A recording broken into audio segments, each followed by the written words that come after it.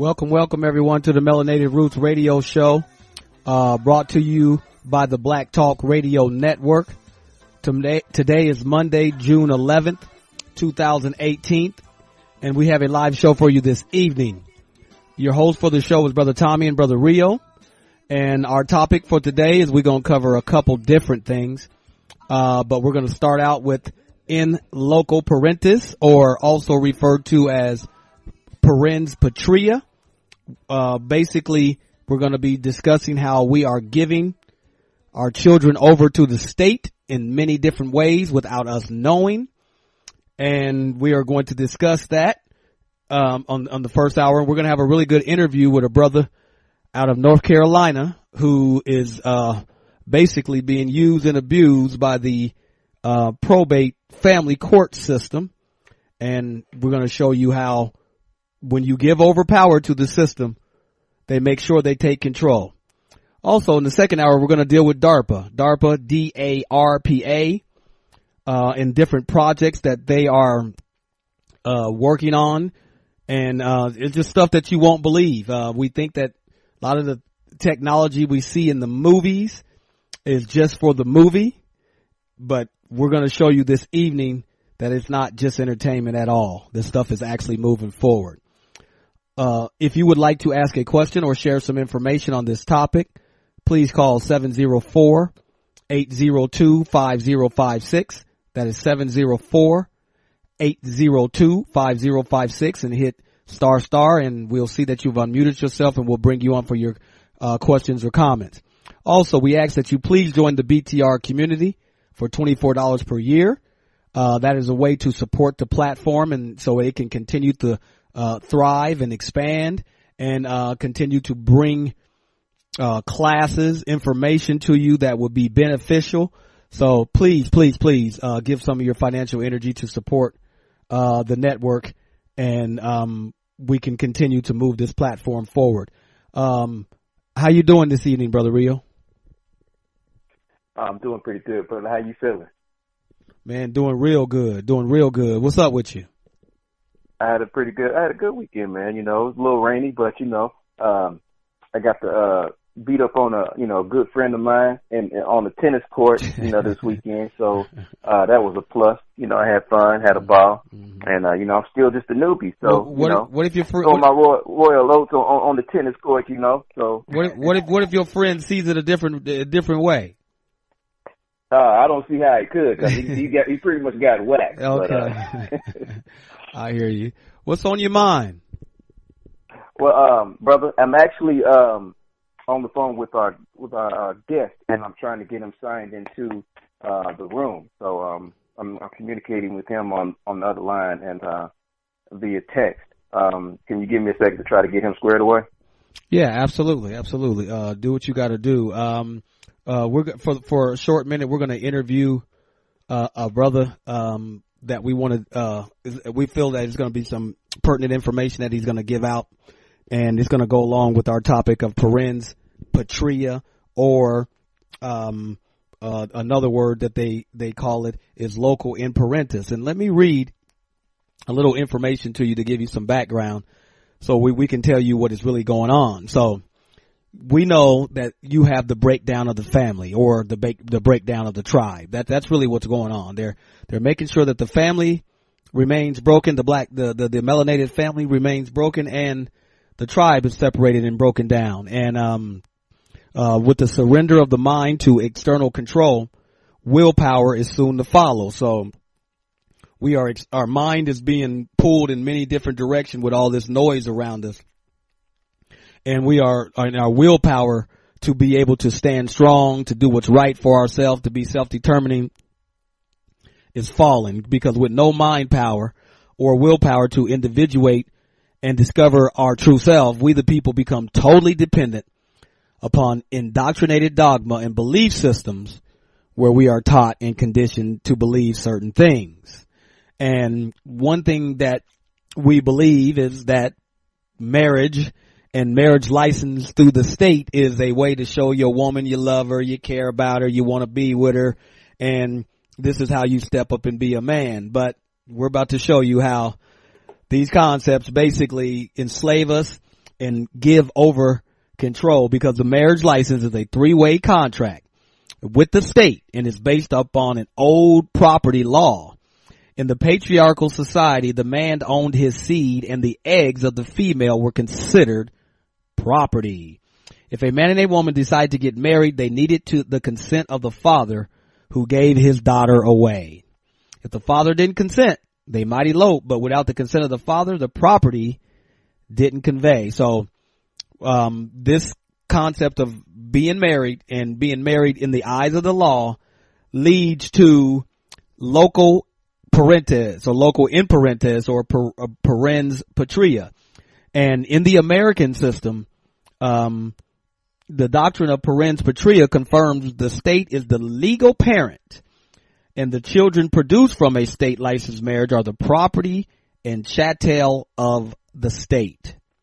Following old property law, if you are a chattel or the property of the state, then you need the consent of the state, i.e. the father, to get married, evidenced by the marriage license, and any property derived from the marriage, i.e. the children as well, also belong to the state. So that is what we're dealing with here. So the goals of the new order, the power structure, the global elite, is to break down the family and the family tribe. And me and Brother Rio strongly feel that the interview that we're about to have in conversation with this good brother out of the state of North Carolina, that's as specific as we're going to get, is going to show you how the state basically can control and decide what it wants.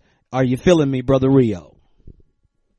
Yes, sir, Brother Tommy. And whenever we are ready, our guest has arrived. But that was a very good breakdown that you just gave, brother, because the plan is to most definitely break up the black family, because they do recognize that is our most powerful source. Yes, sir. Is our love and our willingness to do for each other, and how we, number one, express that through our immediate families, and then we extend that to our extended families within the community. And even to colonizers who came over here and was getting towed up with slavery and everything. We helped them to get free, and then, we see how that love just wasn't returned to us. But, at our core, we are just good-natured, loving people. Absolutely.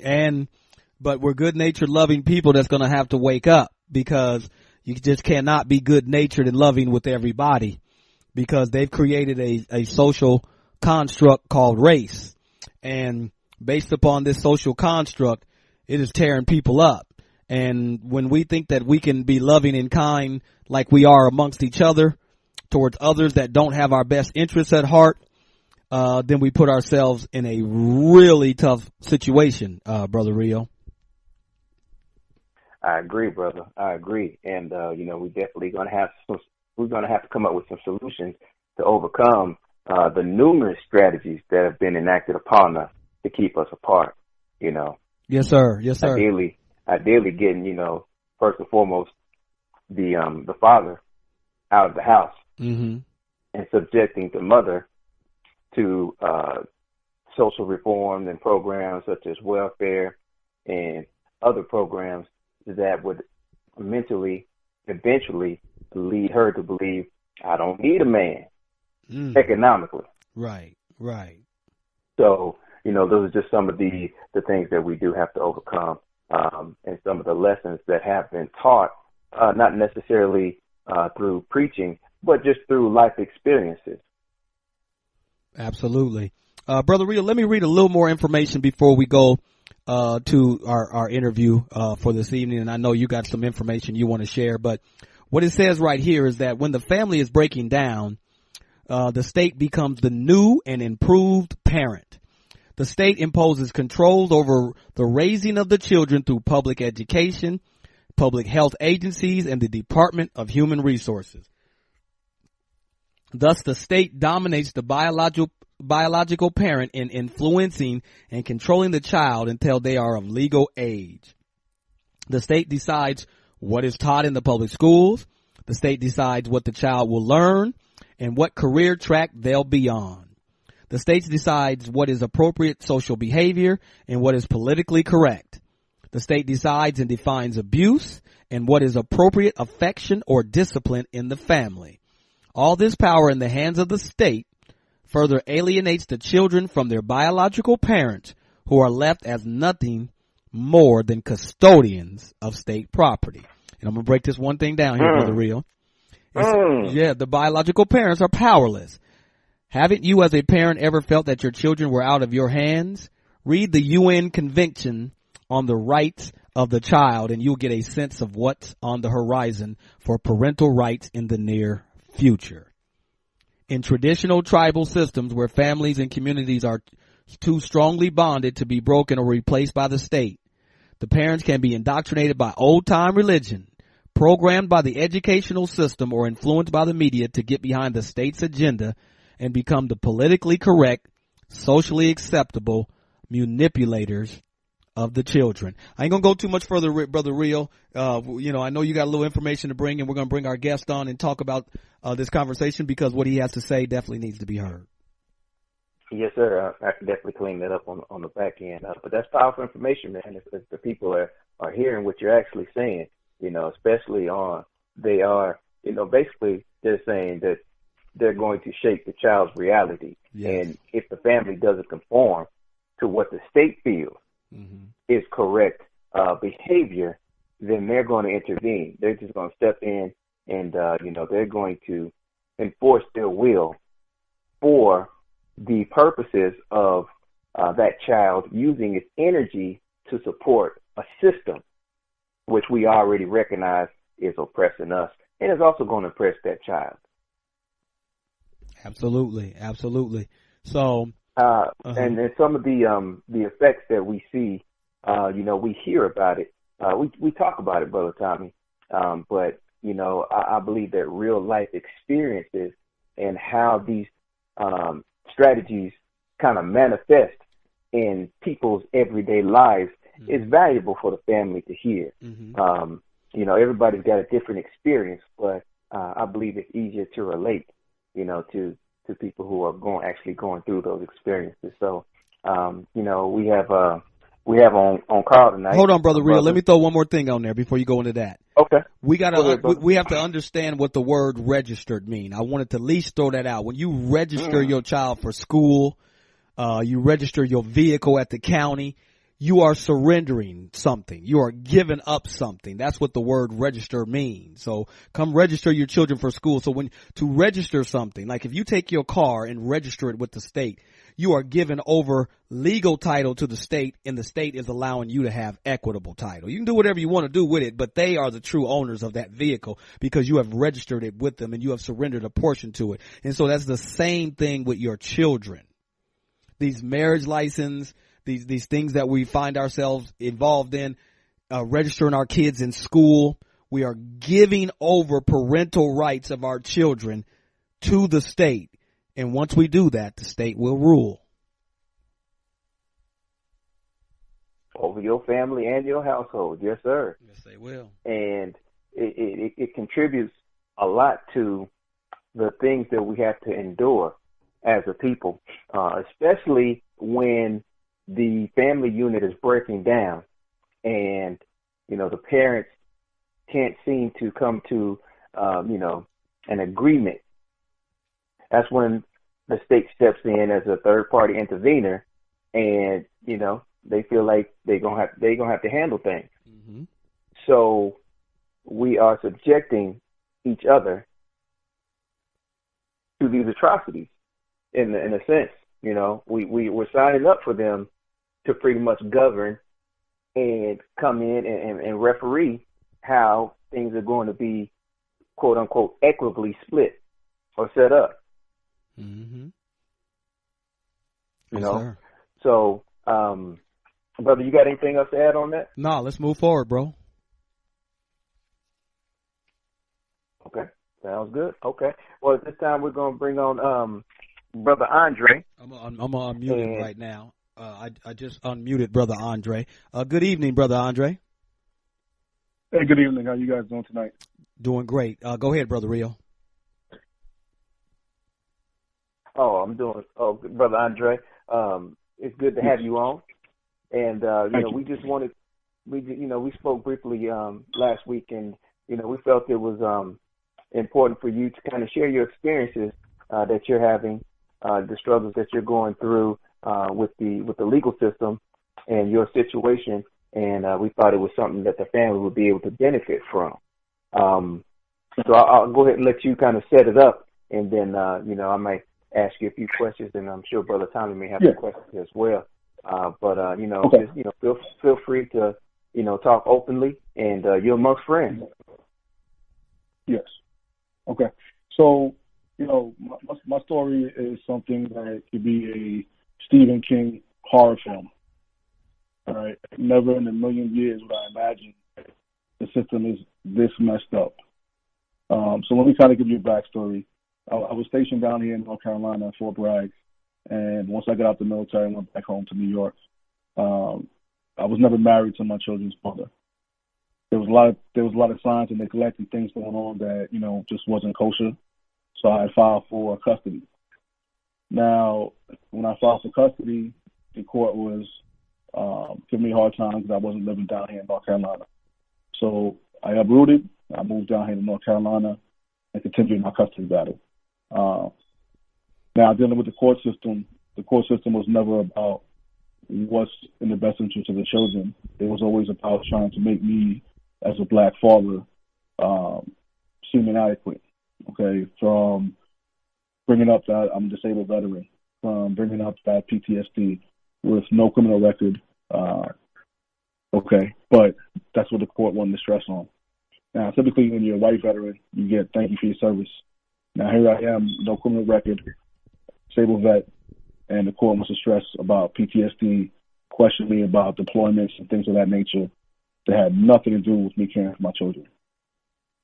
So 4 attorneys later and a little over $100,000 later, wiping out my whole 401k, I finally had received custody of my kids. But it was still not a good custody order, meaning mom still had a lot of visitation and her environment hadn't changed. Okay, so about 7 months ago, my children's, one of the doctors had contacted DSS about some concerns from what my children were telling her when they were at mom's home. Hold on, Brother Andre. Brother Andre, yeah.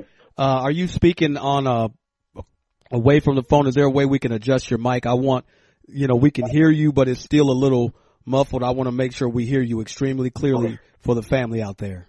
All right. Okay, is that any better? Oh, perfect, my brother. Okay, great. All right, so did you guys get the beginning? What I was speaking about? Yeah, you're okay. We got you. Okay. All right, cool. So about 7 months ago, DSS had become involved. Now, all the reports to DSS, none of them were about my home or about me. Now, only issue I had with DSS was that reports have been made several times, and, for lack of a better word, they didn't really do a proper investigation. So this is the same thing that was going on now. And I'm not going to get into detail, but when I'm talking about the environment, it was severe neglect. It wasn't just, a dirty house. It was a lot more to it that affects today the mental health of my daughter. Okay? Mm-hmm. So every time I communicated with DSS to make sure they were doing what they're supposed to be doing, they weren't doing it. And it got to the point where they were trying to paint me as this, militant, rebellious man. And at the point I said, look, you guys aren't scared of me because of my size, that you guys are trying to paint that picture.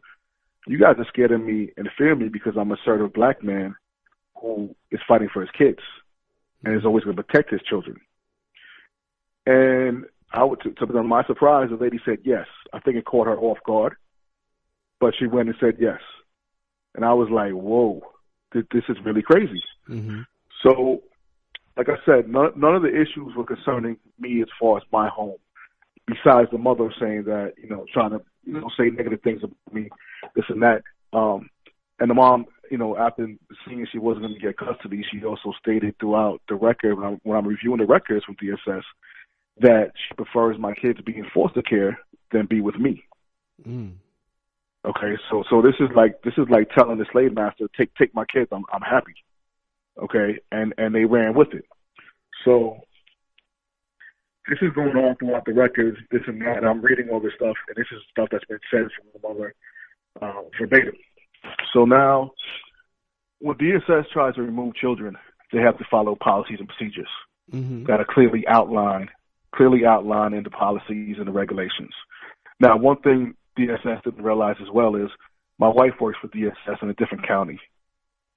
Okay, so once they found that out, they were trying to, backtrack and do damage control. So basically, what took place was I called the local state politicians on DSS about the lack of their investigation, and still the lackluster investigation would still put my kids in a risk. So they started getting upset, DSS leadership, that the state was calling to check on them.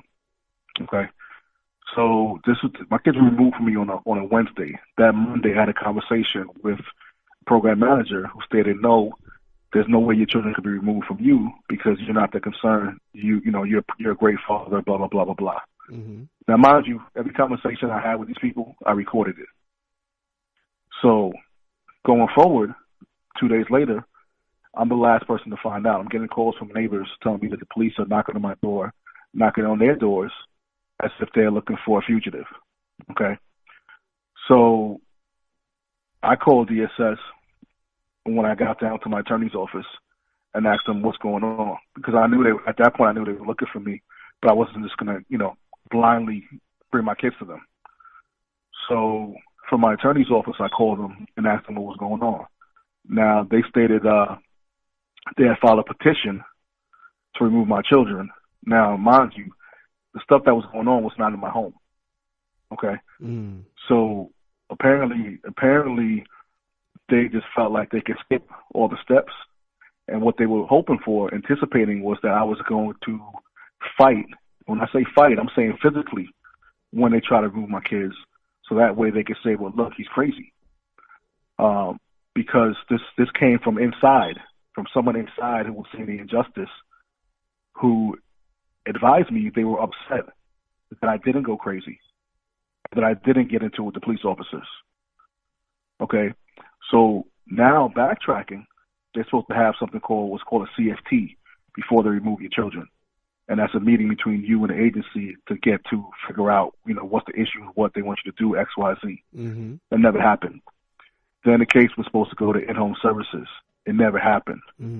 So after the fact, when I went to my first initial 3-day hearing at court, I asked the judge to have that meeting, to backtrack and have those meetings. So we met, and the woman that said to me that my kids wouldn't be removed for me, that I wasn't the issue, she stated in the meeting that there was new information. So I said, hold on, if there was new information, what's the new case number? So then she said, well, started stuttering, I'm not sure. So then she tried to pass the buck to another social worker in there, and the social worker said there was never no new information on record. This is in official documents now, saying there was never no new information. Okay, so then the lady started backtrack, and I said to her, look, you said to me that X, Y, Z, and she said, no, I never said that. So I said, should I start playing the recording now, or should I play it in court?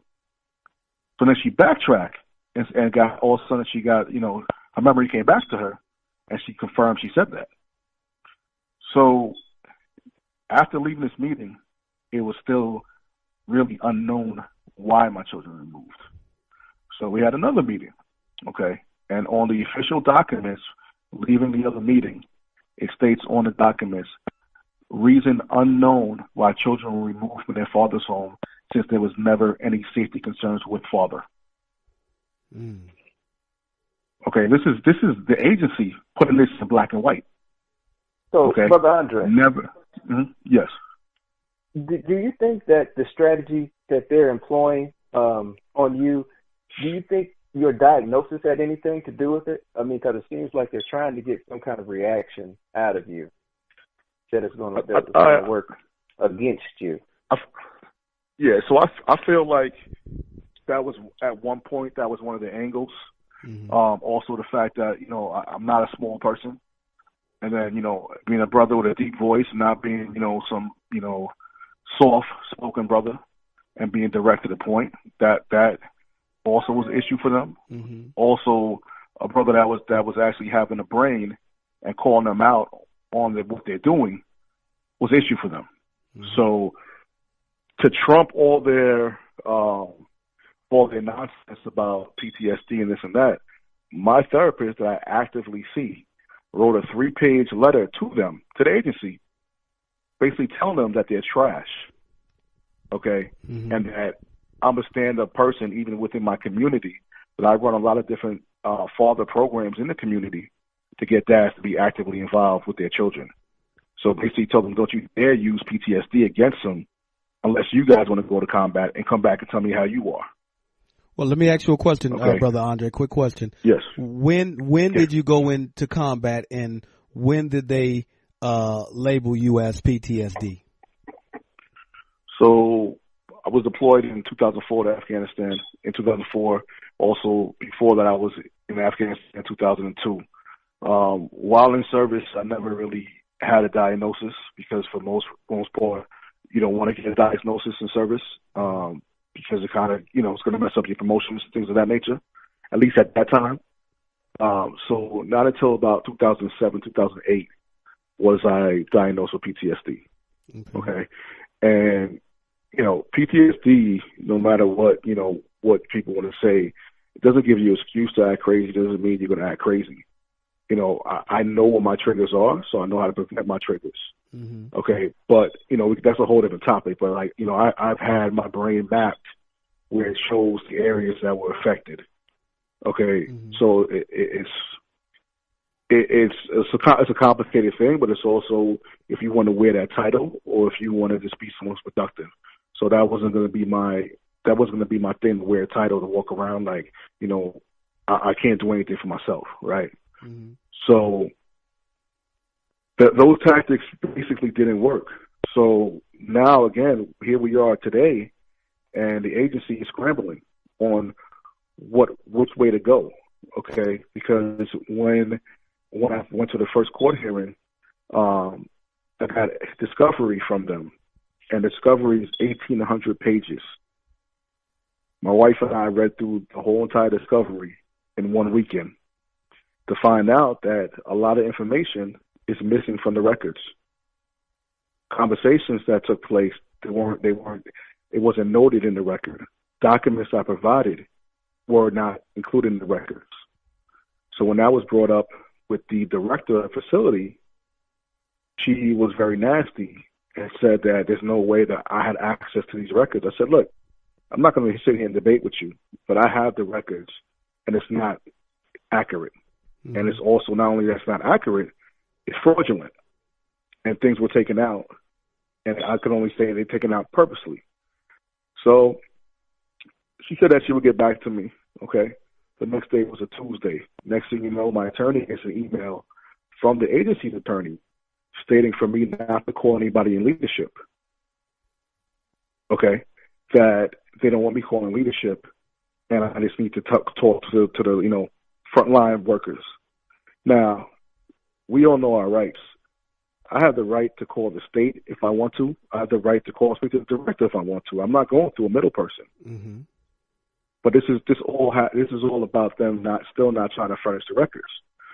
So at this point, I have a hearing on Thursday where, from my understanding, the agency is requesting my children be returned home.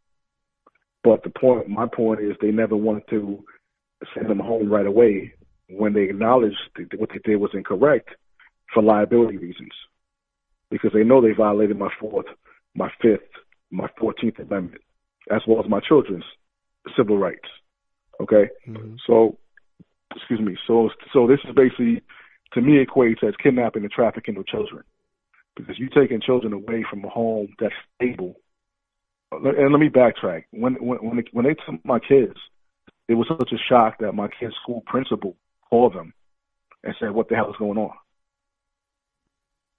Okay. Mm-hmm. Now, here we are, and they know they did wrong, but they want to try to act like they didn't do wrong, and they'll go to any degree to try to switch the picture around and make it seem like, well, it wasn't his home, but he's he's very aggressive. Now, what is Brother it? Andre? Sorry. Yes. I just want to interject a question. Yeah. What is the makeup of the people that you're dealing with at these agencies, and the agencies that are dealing with your children? I mean, are we talking about predominantly male or female, or are they a certain persuasion? Can you give us some information of the people that you're actually dealing with? So we're talking all about all females. As far as the females demographics, 2 of them were black, and the rest are white, and the entire leadership and chain of command is Caucasian. Okay, and that made me think of something as well. So again, I provided my kids are 11 years old now. From the day they were born, I provided health care and insurance and things for them, right? So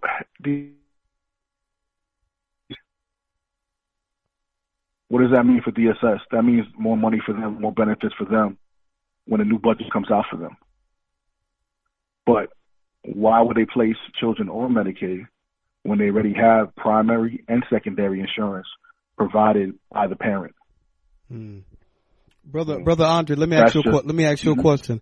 So tell me about the mother of your child. Is she stable? What's the level of relationship you have with her?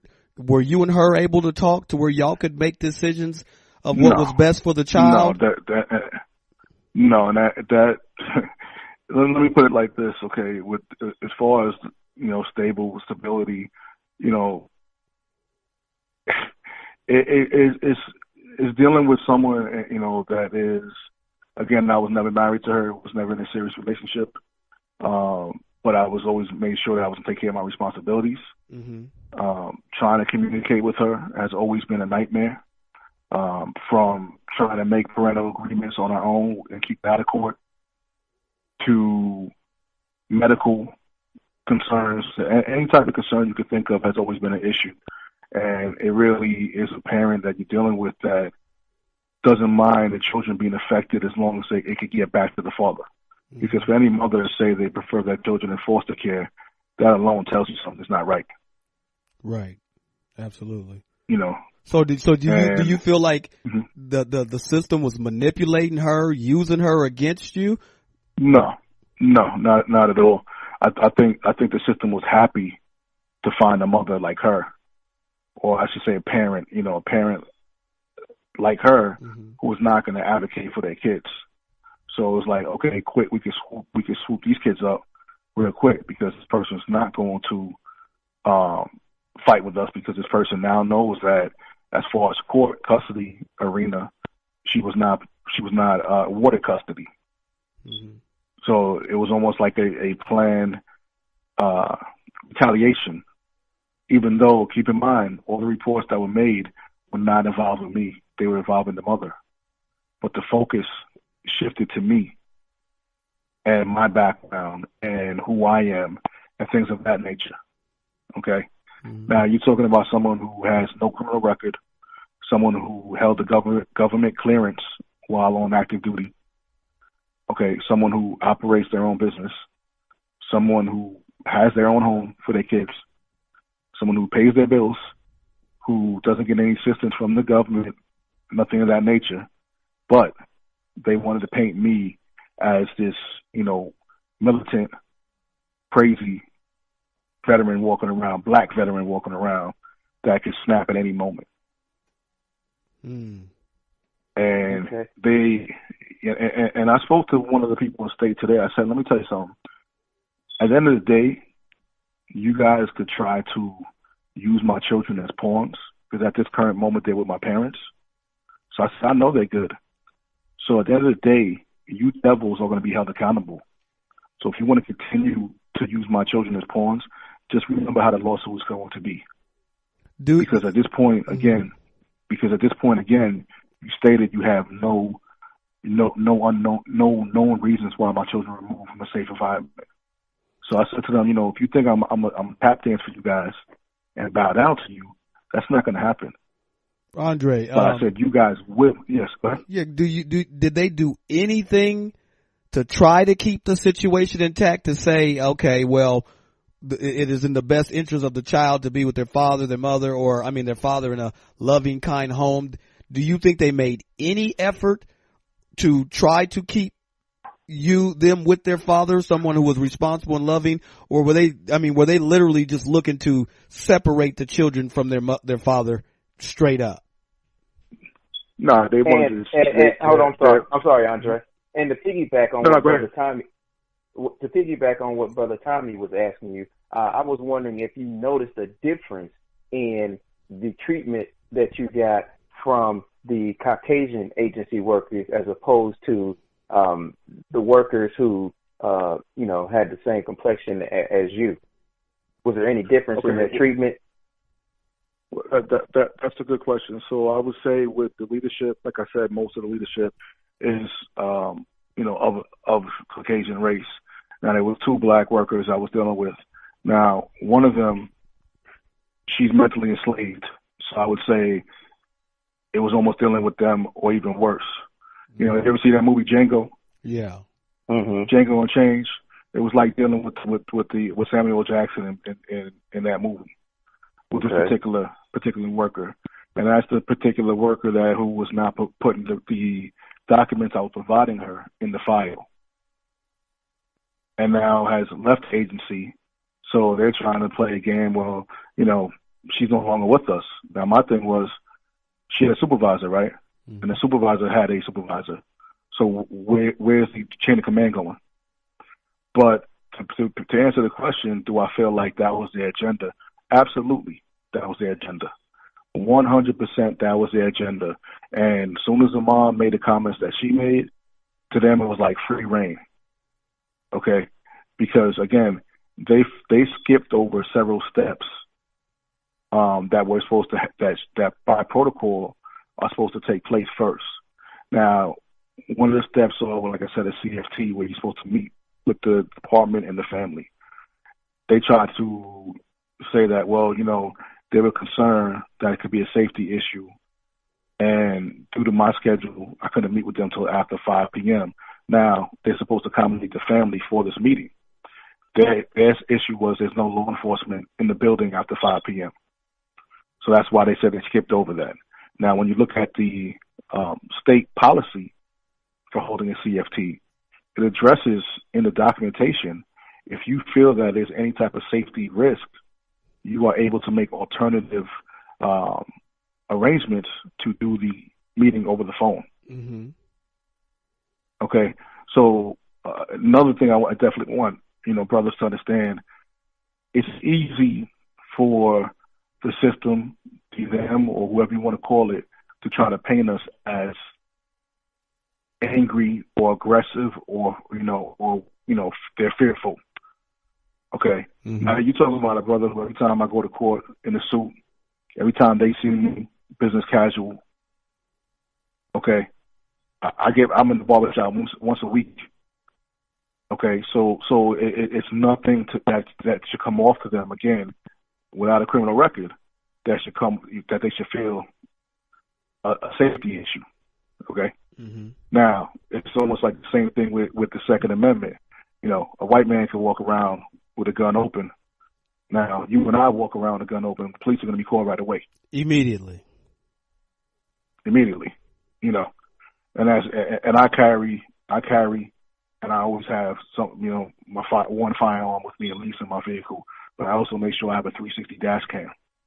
And even going with that, just how things are, I make sure my wallet is on the dash as well. Mm-hmm.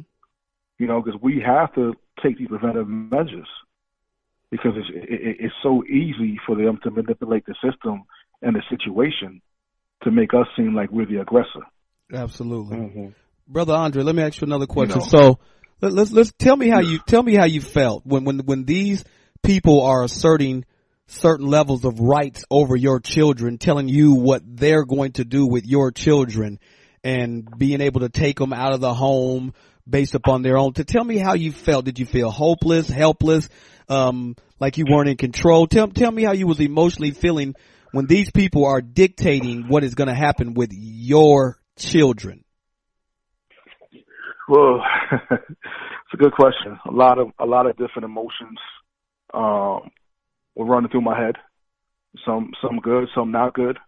You know, to feel that, you know, first of all, for you to be a father who provides for your children and always place your children's needs before yours, and then all of a sudden for this to happen, it was definitely not a good feeling. But one thing I had to keep in mind, was my children. Mm-hmm. So, you know, it's almost like I saw somebody the other day. They asked me how I'm doing, and I kind of at first like didn't really understand what they were saying. And I said, "What do you mean?" They said, "Well, everything you got going on." I said, "Well, mentally, I'd put myself back in the combat zone, but now I can't fight with a weapon. I got to fight with my mind." Mm-hmm. But that's the mentality I put myself back into, because I know there's obstacles, there are grenades, there are IEDs everywhere I'm walking with these people. Because I know their ultimate goal is to have my kids in the system.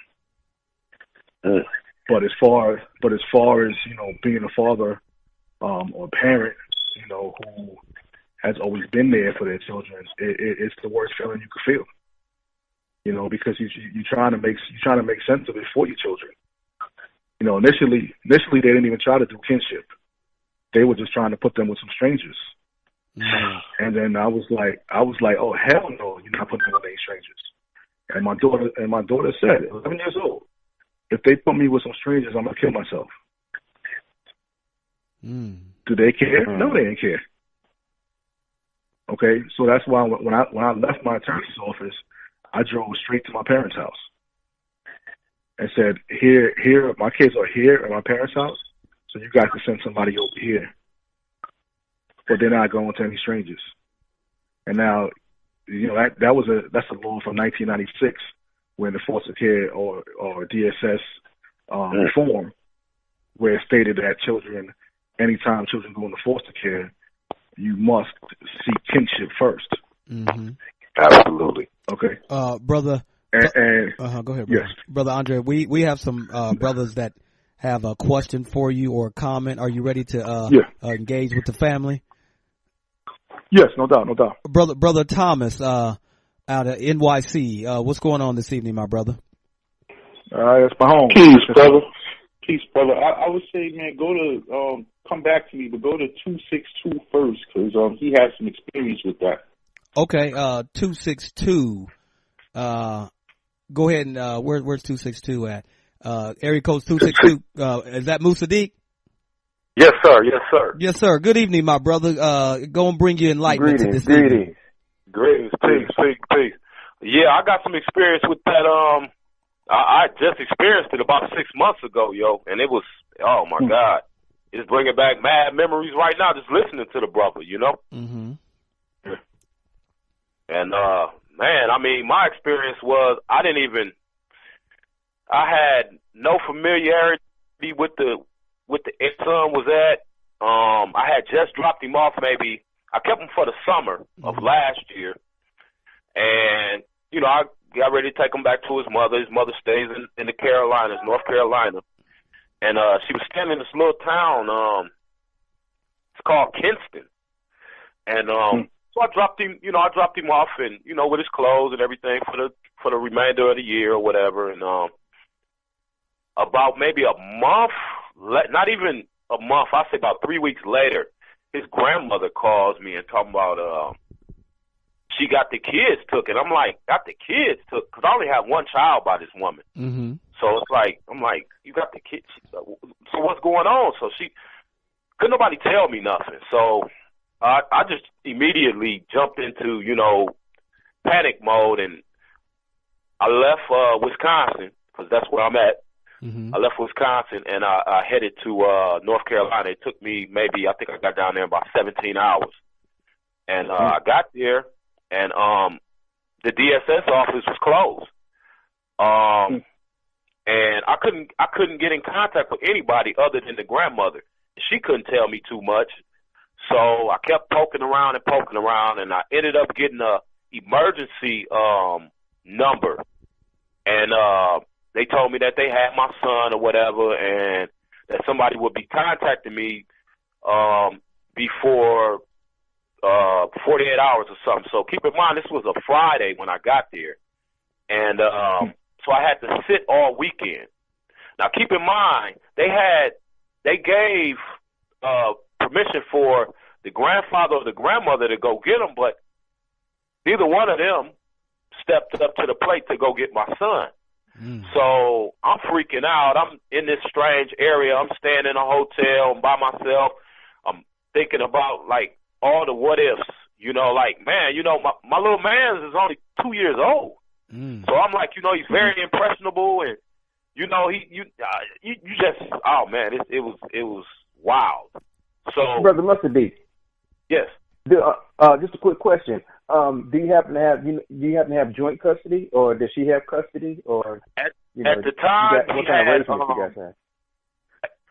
At the time we had what was called joint placement, because I had him so many days out the month, which equal to the same amount of time her having him 5 days. Okay. But what happened was she jumped up and left Wisconsin and went to North Carolina, which really put her in the bogus.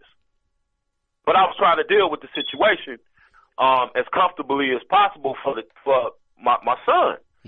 So I finally got up with her. Like I said, I got my son all summer. I had him all summer, and everything was cool. Everything was fine. And I dropped him off in September, and it wasn't even the middle of October before I got a phone call from the grandmother talking about, you got to go get him, and I'm like, well, where is he? So, you know, I didn't even know where to start. So I've never been through this. What was that? I had heard about people. I heard about different brothers getting their kids took while they was on lockdown and stuff like that. So I was just, all that was running through my mind. So I'm like, man, I got to go get him. So when I got down there, that's when the adventure started for me. They wouldn't let me. The social worker who I initially got up with, or the DSS worker rather, that I got up with initially, she really plugged me in. You know, it was a sister. She was real helpful, but she had to follow some rules too, because they had him like way out. He was staying with some white folks, man. You know, not that I got nothing against them or nothing like that, but they don't rock like I rock. You know, and so that had me terrified. You know what I'm saying? Like, oh my God. Hey, brother, I just want to interrupt real quick too, from what you're saying, right? So this is the whole thing about us not knowing our rights as well, because as soon as the case was opened against your kid's mother, even though you were in Wisconsin, they are mandated by the law to contact you to let you know XYZ is going on with your kid, even though it's another state. Right. But they did. They violated all type of. Man, I'm telling you, they was bogus. They was super bogus. Yeah. They were super bogus, because it was Monday before I even saw him, and the grandparents could have got him that Friday. You know, so my son was in the system for like maybe 6 or 7 days. Well, because let's say she called me on a Wednesday when they initially got apprehended, and it was the next Wednesday before I got him in my custody. So yeah, he was with them. He was with that family for about 5 days, 4 or 5 days. His older brother with him, but still, you know, his older brother is only 7. So it's like, I mean, come on. So, brother Musaddiq, I'm gonna ask you the same question that I asked brother. Like I said, they made me go to, you know, I had to go to court, and they would just ask, you know, see if I was responsible enough to take care of them, how much money I make a year, all this type of stuff. It was basically like a hearing, you know, and would I let, you know, would I ever let her be alone with him? You know, it was all this, you know, just a whole bunch of mess, man, that I was thrown into. Basically like overnight. I got a phone call. I had to hit the road, man. I was down there. I had minimal resources. You know, I had almost exhausted all my resources sitting down there in a hotel for 7 days at $90 a pop. Right. You know, which I got no help from except for, you know, my boss. You know, he looked right out. He told me to go get he wired me some cash, and, you know, I maintained off of that until I got him, and, you know, I shot my butt up out of North Carolina back to Wisconsin with him, and he's been back here with me ever since, and it's been pretty smooth. He was I could tell he was a little shaken up, man, because he wasn't the happy little camper that I left him. Right. You know, that I left, you know, down there initially. You know, when he came back, he was kind of, you know, like reluctant, like, oh, you know, I know Daddy, then that's about it. So he real clingy. He was real clingy to me.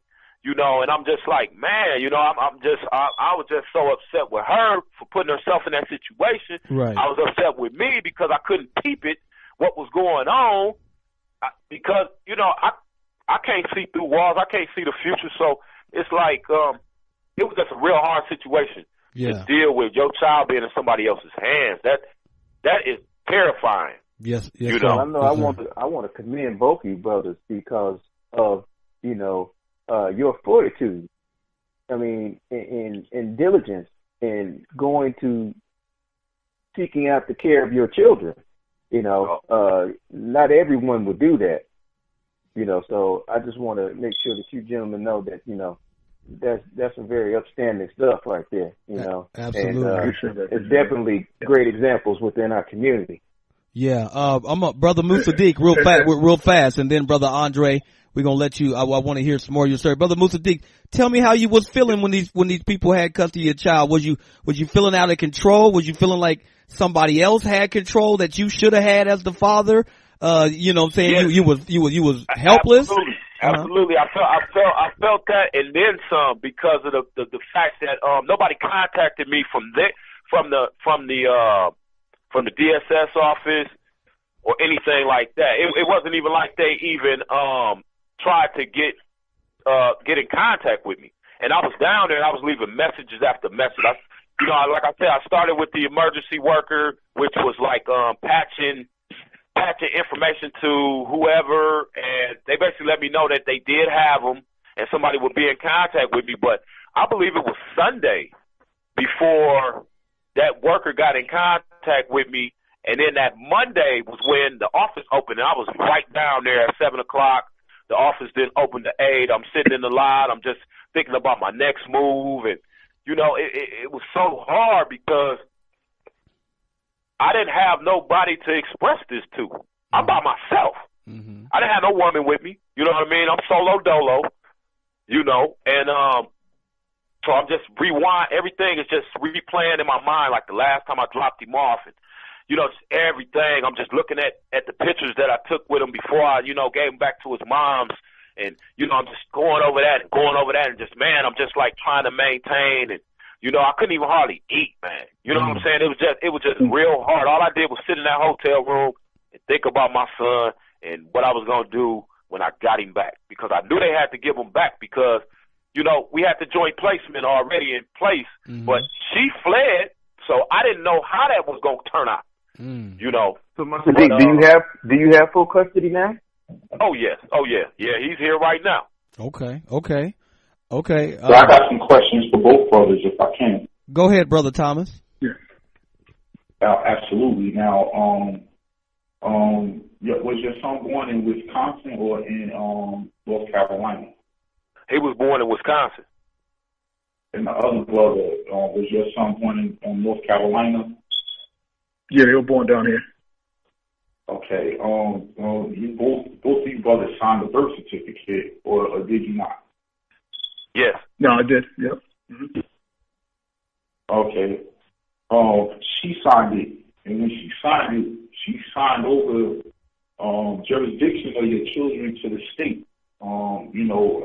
Unfortunately, I did the same thing. I didn't know any better. And I don't really, the only remedy for that is not to have your children in the hospital. But, that's what both of y'all were experiencing. I think that coming from Wisconsin, that state of North Carolina really didn't have jurisdiction over that child. They had a limited amount of time they were going to be able to hold the child. I'm sure you said it. I apologize. So they eventually had to give them back, and I think that the other brothers experiencing the problem because the state of Carolina does own his child. She signed it over to them at the hospital. Now, Tom, I know because I'm just trying to think of remedies for these brothers. I know brother in Wisconsin has, I can't pronounce your name for some reason, but it's kind of hard. But brother in Wisconsin has his child back, so he's in a good position. I would say from working in a hospital, I've seen children get taken all the time. Usually in a hospital, it's for good reason. I've seen some terrible things happen to children, unfortunately. So that process is terrible. Those workers are, they've seen a lot too. So they have an attitude like, they never know, and they've been trained that way, and it's unfortunate. Tommy, if they were to get the long form birth certificates for their children, with that, do you think that would be like a start to getting a remedy, taking the state's jurisdiction away from them? Do you think that would be one of the things that you've gone through that process? And that's my first question for Tommy, if he thinks that would work. To be honest with you, I'm not sure. I know for us to be able to take control of our children back from the state, there's going to have to be a change of status, whether it be for you and your child. I'm not sure. I know Brother Jonah Bey talks about taking recertifying or taking control of the long form birth certificate from what you're speaking to, but I'm not 100% sure, brother, but I'm sure that has something to do with it. But Brother Musaddiq, Brother Andre, the status that they are in terms of being 14th Amendment U.S. citizens, a U.S. citizen. Yeah, I heard the brother kept referring to himself as black. I heard that. Yeah, a 14th Amendment U.S. citizen is synonymous with a slave or a someone who has given over full authority to a de facto or a paper government. So there's going to have to be a status change for one to be able to take the proper control over their children. Yeah, absolutely. See, that's the way I'm trying to think. Like, how can we get out of this situation? Because I could easily be put in the same situation. Yeah, I'm sorry, brother. Okay. No, I was gonna say, but another problem is too with the court system is even if you go there and you assert your rights, a lot of these judges are going with what these attorneys say, as well as not even knowing what the law really is. They have no problem with violating the law in the courtroom, and then having you in a situation where you got to go try to put an appeal in, and let it go through that system, go through a paper trail even longer. These judges, are criminals as to these lawyers, and the rest of them are. The whole system, the whole system is slated that way, and even every law, the way it's written, is written for them to be able to get around the law. Absolutely, and I'm not really me and Brother Rio coming from the standpoint that they're not laws in the first place, but that's too exactly. deep. That's too deep of a conversation to get into, because then you got to deal with the Uniform Commercial Code, and there's a lot of people who don't understand the Uniform Commercial Code and the reality in which how it's controlling one's life. You got to have a bond to get out of jail. A bond is a commercial instrument, but yet some people, really haven't connected it. So I feel you. I don't believe that you violate, that there are any laws, that they're just statutes and codes. Brother Jenna, what you got to say this evening on the topic, Brother Andre and Brother Musaddiq's experience? Oh man, I have experienced the same thing. Can you hear me? Okay, greetings to all of the callers, the hosts. Greetings, brother. Man, Peace. Thank you. Peace to you also. I just wanted to say that I've been in that same predicament. Man, it's not a good feeling. Not across state lines or what have you, but I have been sitting up in those around this area of United States. We call it Maximum. Those are the people that handle those particular predicaments, and I have been in those things, and it's hard to deal with, especially when something is going on wrong, and there's nothing that you can do. All you can do is wait. That's a terrifying feeling. It's a terrifying feeling, whether you have sons, daughters, or what have you. What I wanted the question that I wanted to ask is that we're gonna sidestep all of the stuff that people propose to happen. What did y'all brothers do specifically to make these things happen for you to where that you brought those children home? You know, to where you could just hug them and educate them on whatever you was educating them on, and make sure that they was able to know that you was there and that they could rely on you for what was going on next. Brother Andre, what'd you do? And I put myself on mute. Sorry. Yeah, I'm here. So, was that question towards me? Yeah, go ahead, Brother Andre. Okay. Yeah. All right. So, one thing I'll say too, going through this process, you know, for a long time dealing with custody, you know, I got more adept with the custody side of these family court laws. Mm-hmm. So when this happened to me, you know, I'm kind of like lost on, you know, what you know, which ways, you know, to go. And they're not really explaining to you how the things are. And let me just kind of backtrack. So when your kids are first removed from you, they have to have a 72-hour hearing in front of a judge. And that hearing is not to say if there was neglect took place or if it didn't take place. It's just to say, well, where the kids are going to be at. Okay? Mm-hmm. Then they have to follow up with a 7-day hearing. That hearing as well is the same thing, or they try to get you to consent to saying, you know, X, Y, Z happened. So now after that is when they actually set a court date for adjudication. So they basically holding your kids without any real legitimate reason, and they have the right to hold them hostage during this time, because until you go to adjudication is when the state has to prove that neglect took place. Mm-hmm. So we're talking about a whole month of playing this game with them, okay? And the crazy thing was, you know, they still know that nothing was neglectful. And one thing I'll say that's part of the saving grace right now is they appointed GAL, which is called, I guess, considered a guardian ad litem for the kids to basically, to be their voice. Well, the GAL from day one said my kids need to go home. And now going through the files more and more and more, the GAL also states that the judge had something against me. They had to axe the ground with me. Okay? Because everything I've been saying from day one is in black and white. And that's why I tell the people all the time.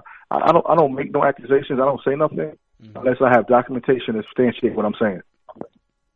Okay? And now, you know, here we are, and the GAL's position is still she wants them to go home. Okay? And again, here we are a month later, they were able to do this. Now, a thing that, you know, now you got me, someone who's actively around their kids, to 1 hour a week that I can spend with my kids. Okay? And let me break it down too, because you know, a lot of it when it comes to senior leadership, you know, the system is geared against us, but the actual caseworker right now who's on the case is a Caucasian lady. She broke down and cried at one of my last visitations. Okay, because she was saying to herself, like, I can't believe this is the job I'm doing, and out of the stuff I see, to see a father who really takes care of their kids, for me to have to say it's time to cut the visit. She broke down in tears. Okay. Wow. Yeah, I hate. Hold on, Brother Andre. Brother Scotty, I know he's very familiar with the state in which we're dealing with. Brother Scotty, go and bring it with us, brother.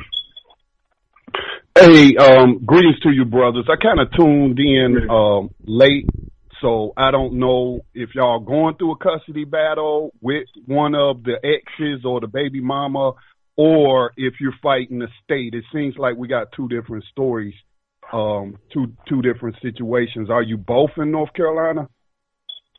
No, sir. So, yeah. Brother Musaddiq, Brother Scotty, Brother Mm-hmm. Musaddiq, he's already got his child in this situation, and he really stepped on that, and he's got his baby up in Wisconsin with him.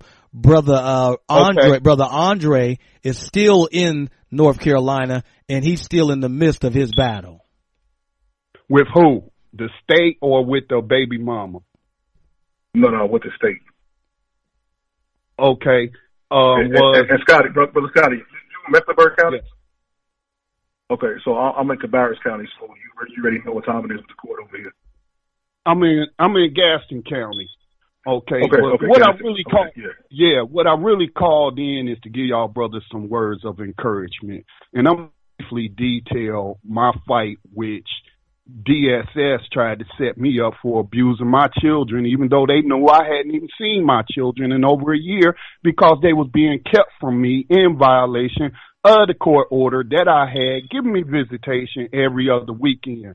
You know, I was the one who initiated the divorce and custody of my children when my ex-wife, while I was still in the military in Arizona, going through some postpartum depression, hadn't seen her for a month or two, and I got these two small babies.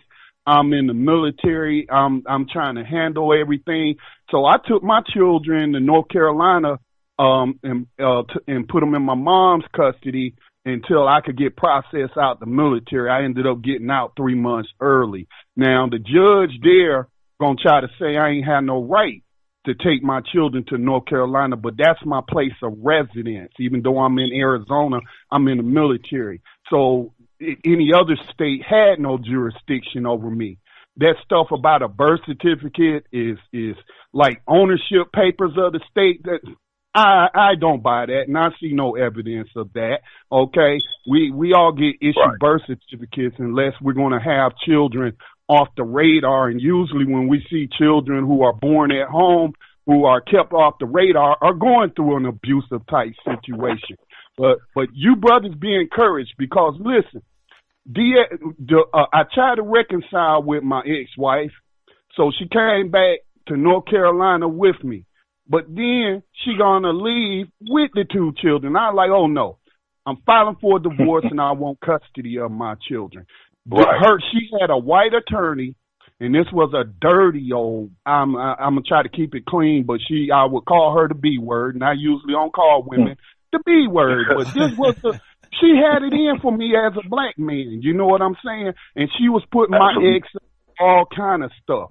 I mean, they were saying that I was abusing my children and all of that. But see, I went to the law library, even though I had an attorney in the beginning, and I studied up on the local laws and the statutes pertaining to child custody. And I knew that if, like you were saying, and it's good that you documenting everything. I even kept a journal, dog, everything, all my interactions with the mama when, we were supposed to hand off the children, or if I didn't get the children when I was supposed, I documented everything. I kept a journal, and that helped me tremendously in court in terms of credibility.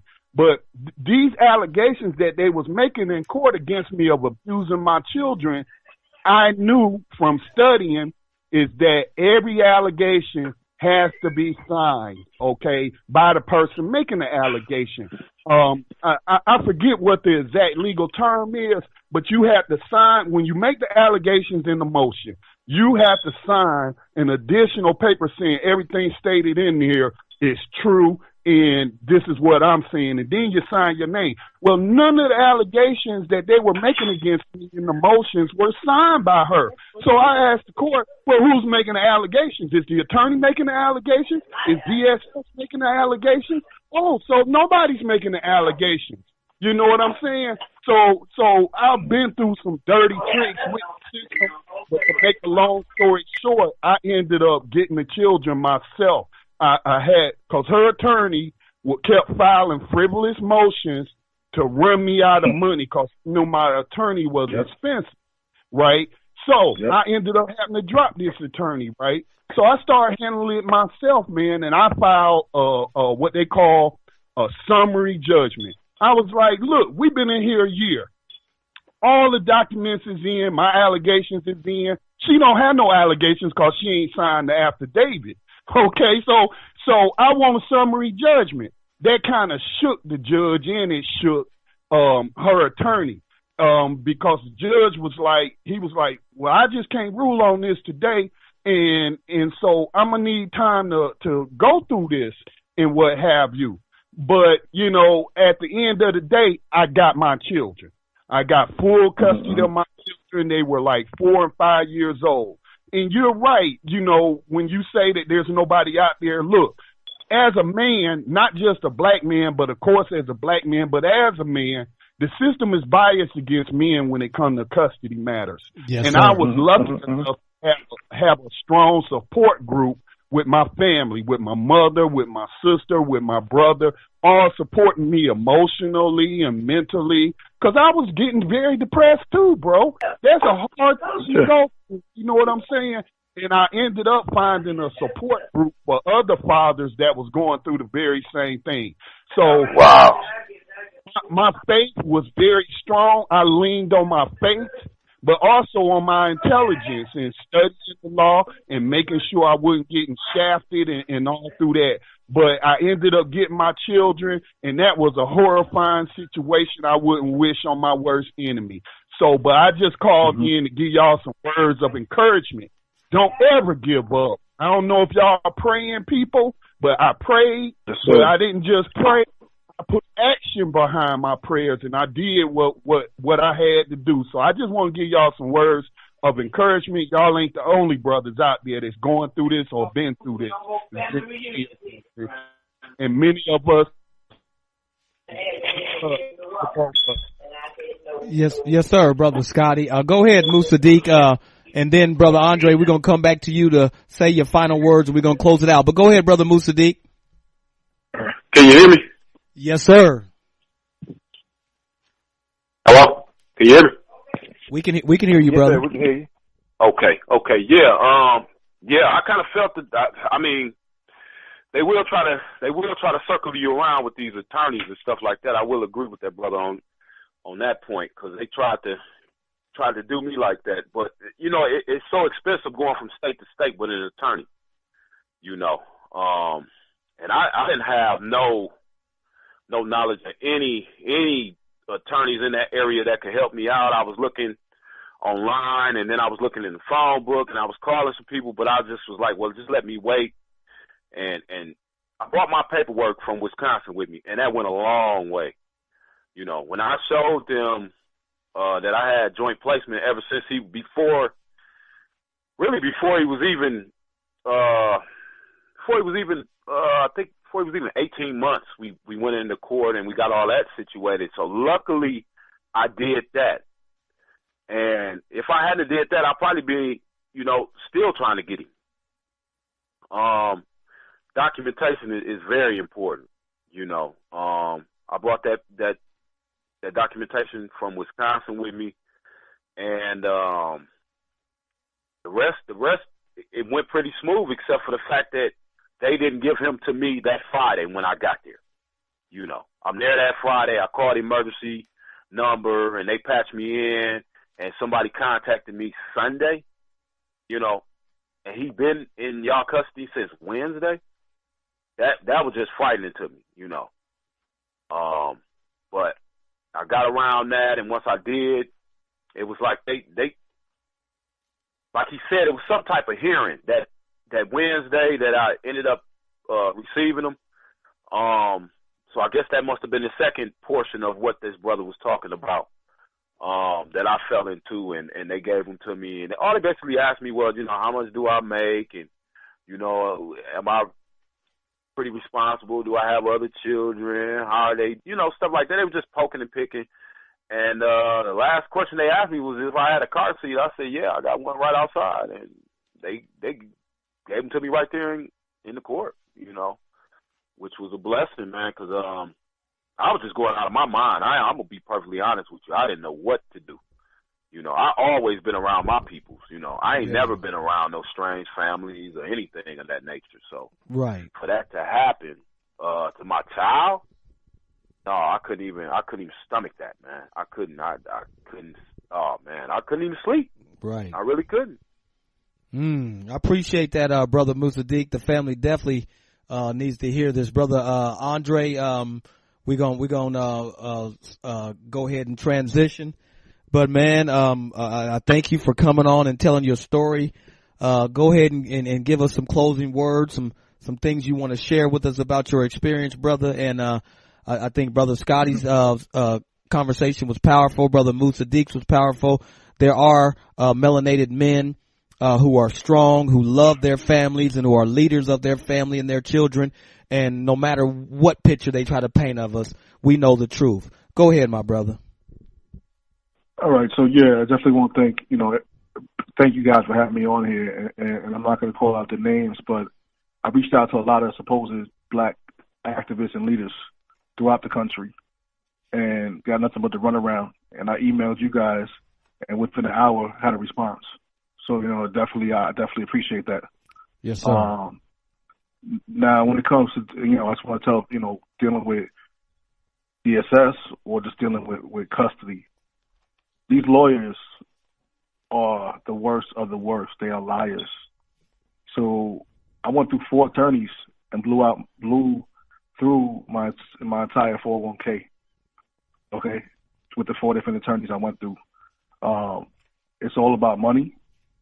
So you gotta, I just want to tell brothers, if you're going to get an attorney, you gotta make sure you interview them. You gotta make sure you let them know that they're working for you. And anything that they file, any type of motion they try to file, before they file it, you need to know what the point of them filing that motion is, and then go on to whatever state you live in. Like over here in North Carolina, nccourts.com or .gov, it will show you all the documents and files. Okay, to let you know exactly what the reasoning behind it is, because it's not hard to type what their emotion, but they know that they trying to make it out to be like it's so difficult what they're doing. Lawyers ain't never trained liars. Okay, and another thing that I found out down the road was, it's, for example, say you and your ex are going through whatever the case is, and you go have a consultation with an attorney. And then she goes and has a consultation with that same attorney. Well, she can't retain that attorney anymore because you already had a consultation. So I tell brothers now is when you're dealing with the custody and you notice that the scale is weighed against you, find out who the best attorneys in your community is, even if you can't afford them, do the consultation. That way you know that you're not going up against them. Because once you do that consultation, they got to run a system check to see if you ever spoke with them. And if your, ex or whoever the case may be is trying to get that same attorney or anyone from that law firm, they can't represent that person. So that's just, just something to look at. But, like everyone said, learning the laws on your own is very important too, because these attorneys will take advantage of you. They will play with your emotions. I actually had an attorney that was a sister who played me after paying her $34,000, and she took me to court for another $32,000. So I had a balance of $32 for her, and the only thing she got me in 3 years of going back and forth to court was my kids. The judge allowed me to get passports for my kids. Now during that time, I was in New York, and my sister-in-law was in her last days of cancer. So basically, I had my card on file for this attorney, where she was just billing and filing motions. But that was me being dumb, dealing with my emotions and dealing with other things going on that led me to even pay her that much money and get nothing out of it. And that one right there was the one that really hit me the hardest, because, that was a sister that played me like that.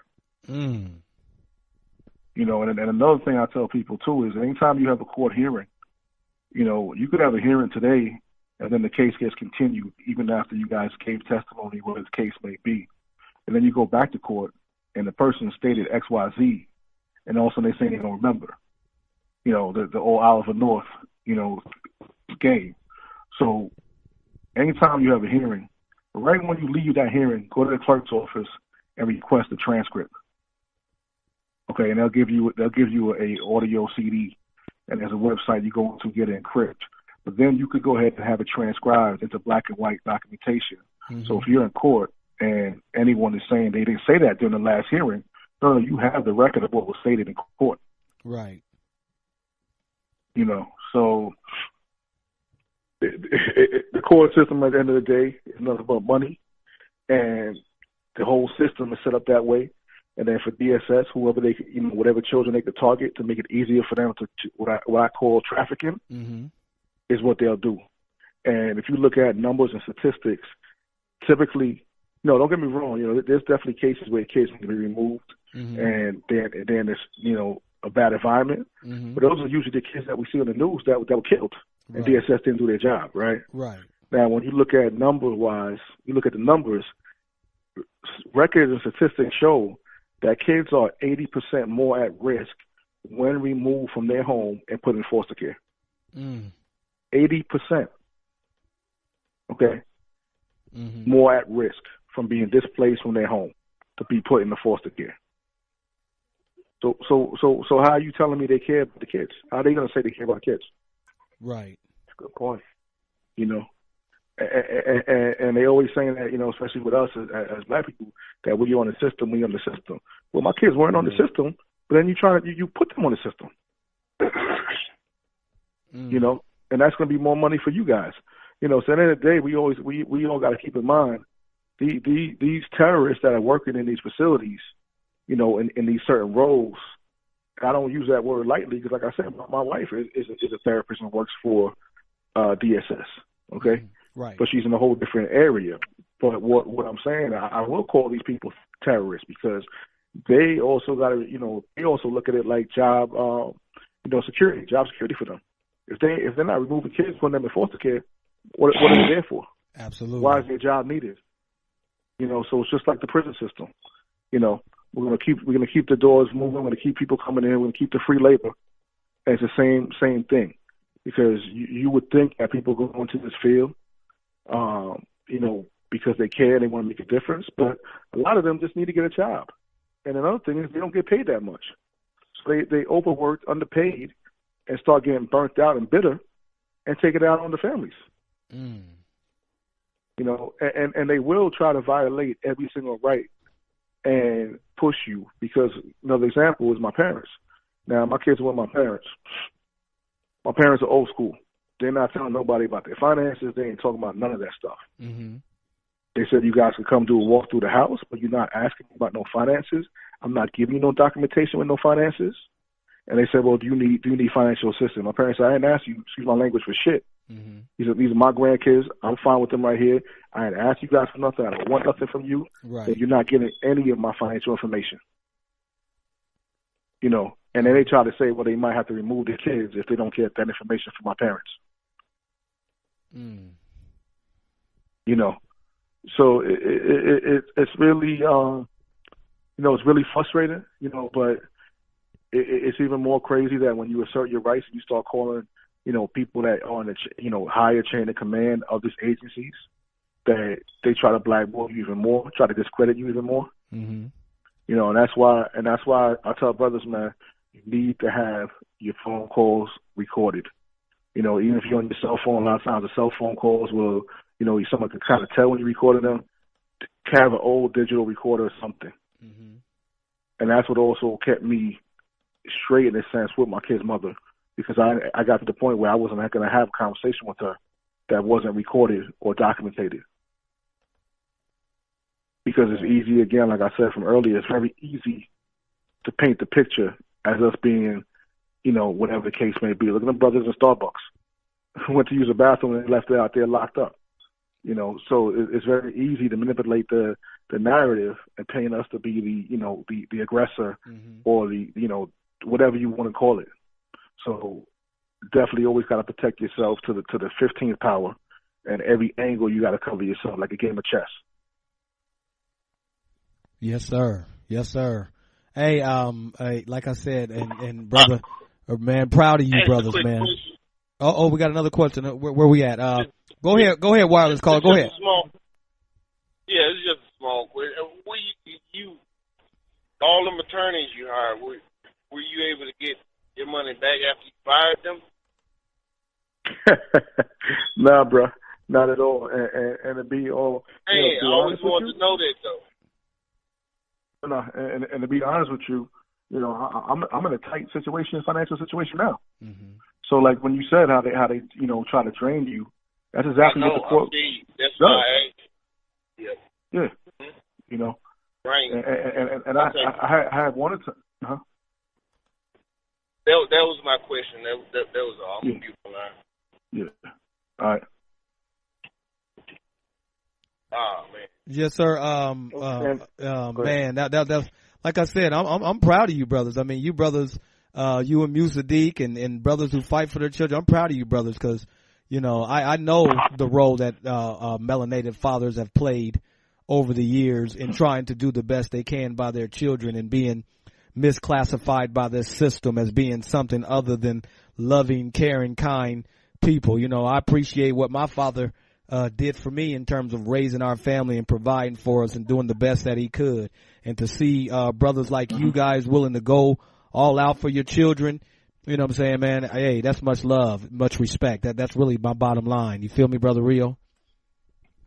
I do, and I'm kind of on the underside of the fence. My biological, he really didn't bother too much with me, but I did have a stepfather who stepped up, and he stepped in when I was about 9 years old, and he was very good to me and my mom. So I definitely appreciate him, but there's nothing like the feeling that your biological is stepping up and takes an interest and takes a care in you, because even though I did have a loving and supporting stepfather, I still went looking for the affection, the attention, and of course some answers from my biological, and it left a void in my life for quite a spell.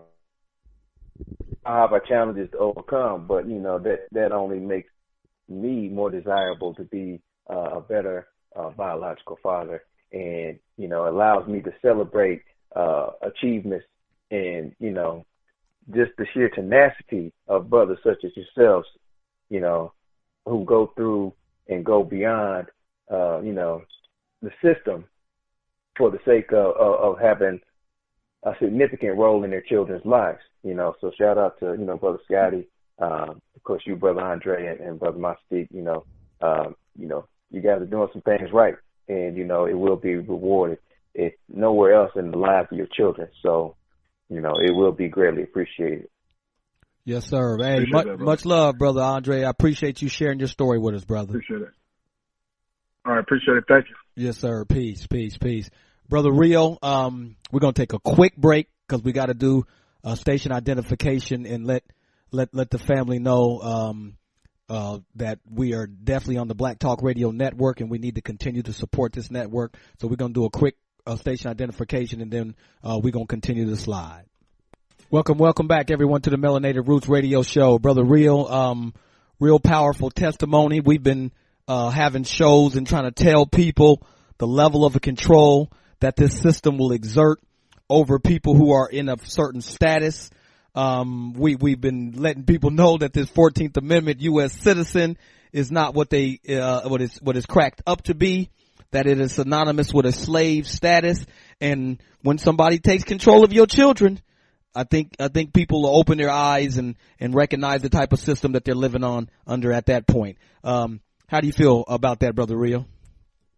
I agree with you 100%, brother. And, I got some information to read into the record quickly, that relates to the information and, parallels the experiences that these brothers kind of went through. But it kind of explains, where we're at and how the powers that be are assuming certain things to kind of put us in this position and, put pressure on us as if they have the authority to be able to, just step in and, parent your child the way they see fit, not according to what you think is best for your child or by cultural norms or, anything of that nature. So I'm going to start in the middle of this. Mm-hmm. So relevancy of it, comes to light along with what was this earlier. Because he went on to explain that every contract must have consideration. The state offers consideration in the form of the actual license itself.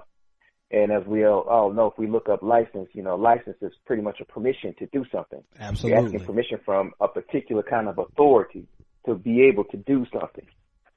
So the state offers consideration in the form of the actual license itself, the piece of paper, the certificate of marriage.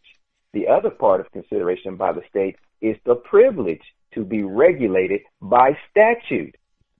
Now, Brother Tommy, once you start to study trust law, then that particular information, it really becomes crystal clear. The other part of consideration by the state is the privilege to be regulated by statute. What the state is really doing is they're setting up a trust. Right. Where they are the creator, and they appoint the mother and the father as the trustees. And the states are also the beneficiaries.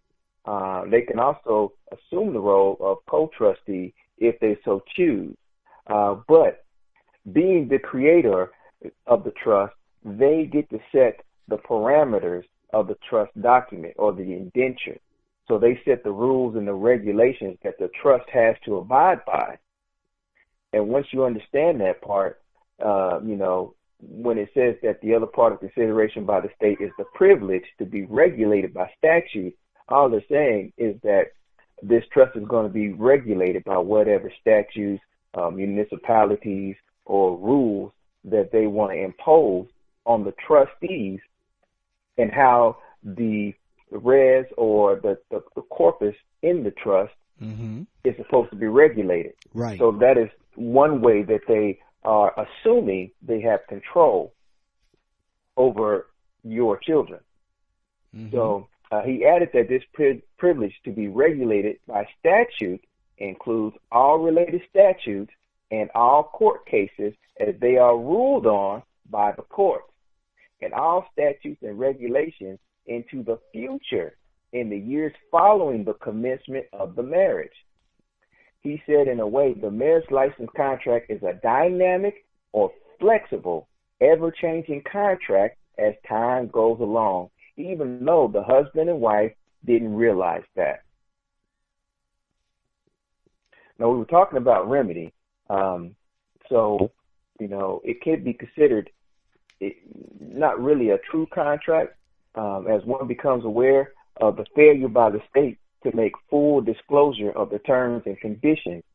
A contract must be entered into knowingly, intelligently, and intentionally.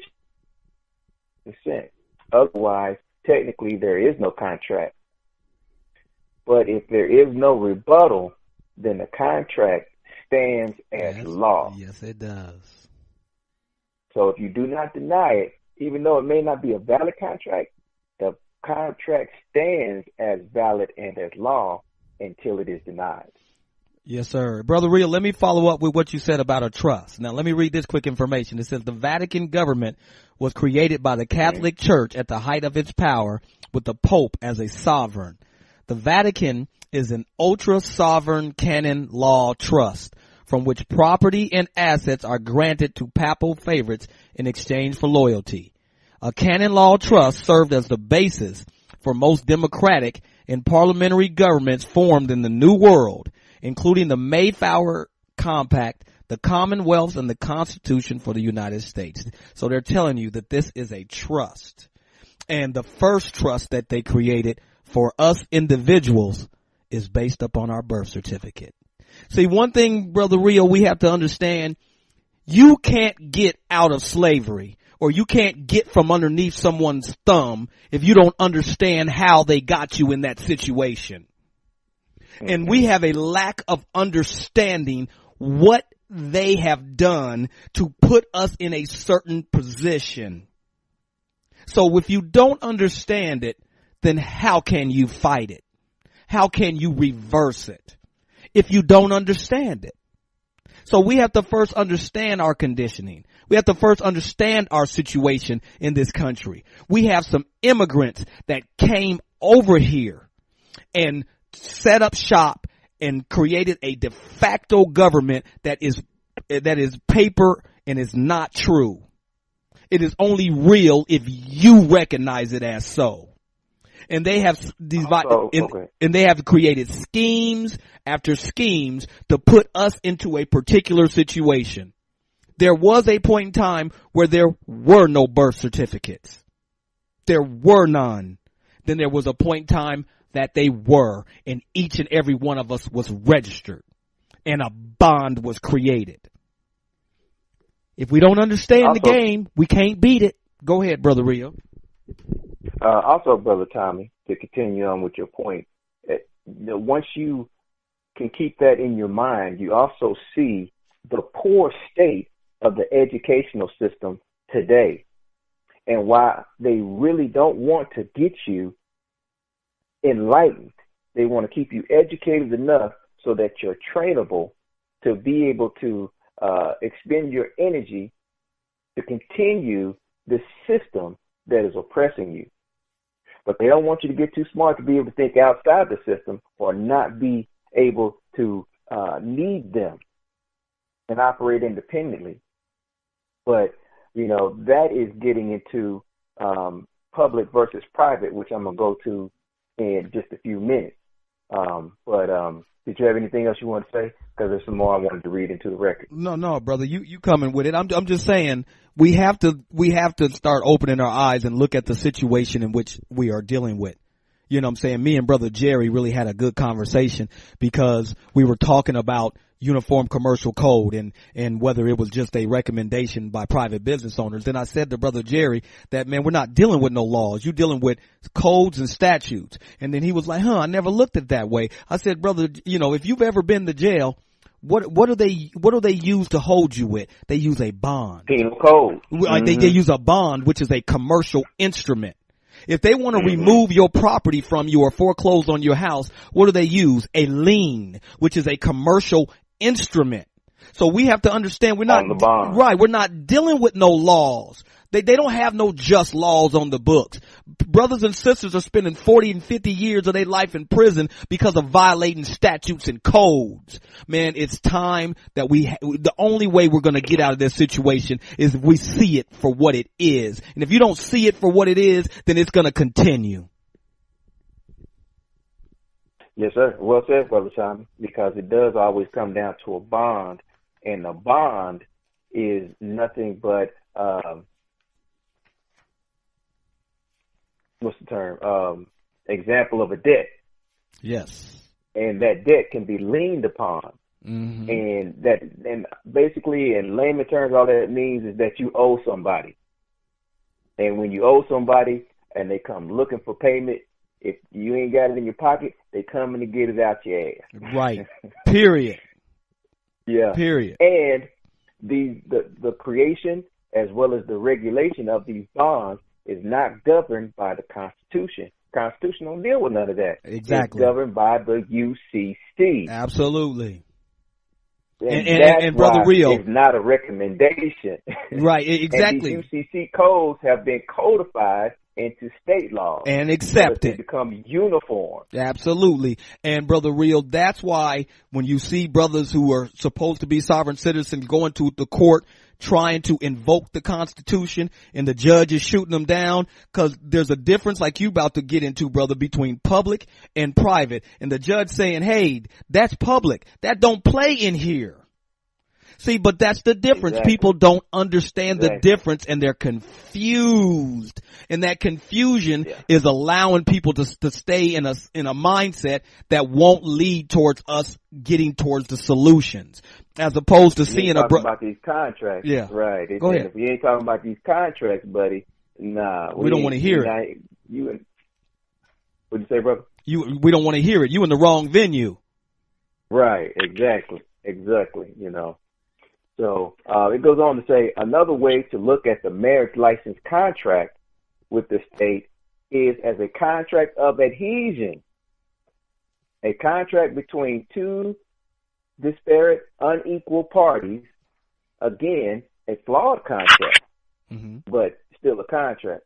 Such a contract with the state is said to be a specific performance contract as to the privileges, duties, and responsibilities that attach.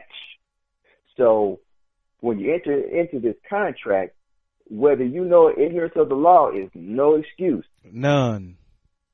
So when you enter this license contract, you are expected to form duties and responsibilities for privileges of which the state gives to you. Consideration on the part of the husband and wife is the actual fee paid and the implied agreement to be subject to the state's statutes, rules, and regulations, and all court cases ruled on related to marriage law, family law, children, and property. Absolutely. He emphasized that this contractual consideration by the bride and groom places them in a definite and defined by law position inferior and subject to the state. He commented that very few people realize this. Now, it's interesting, Brother Tommy, because, they're talking about the state and the people's relationship to the state, but marriage law, family law, and especially when you're dealing with children and property, when it pertains to law or common law, we know that is private. Absolutely. That is private law. Whereas when you're talking about these contracts, they're pulling you into the public side, which is statutes, codes, and all these municipalities and rules that everybody is contracting into being regulated by. This is how you're being pulled into, this is another way I should say, you're being pulled into the public side and not operating on the private side, which is where we're supposed to be. Absolutely. Hold on, Brother Rio. I like the way you dropping. Brother JR about to bring some fire this evening. I can't hear y'all right now, man. The line is dead. What, the line is dead? Brother Jerry. Brother JR, can you hear me? Yeah, I can hear you perfectly. Okay, go ahead, Brother JR. How you doing this evening, my brother? Pretty good, bro. Pretty good. Good to hear everybody sharing and everything. It's really good to hear. Yes, sir. I just, me, and I'm one thing about me and that dead horse, I mean, I'm going to beat it until it's gone. You know what I'm saying? I'm not going to stop beating the same dead horse, because here's one thing, it's like, where do we go from here?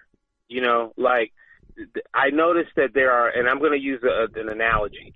You know who are the dumbest Republicans? Poor Republicans who have Trump stickers on their car. It's like you want to be a part of it, but you can't, because economically you're not. But I'll use your vote.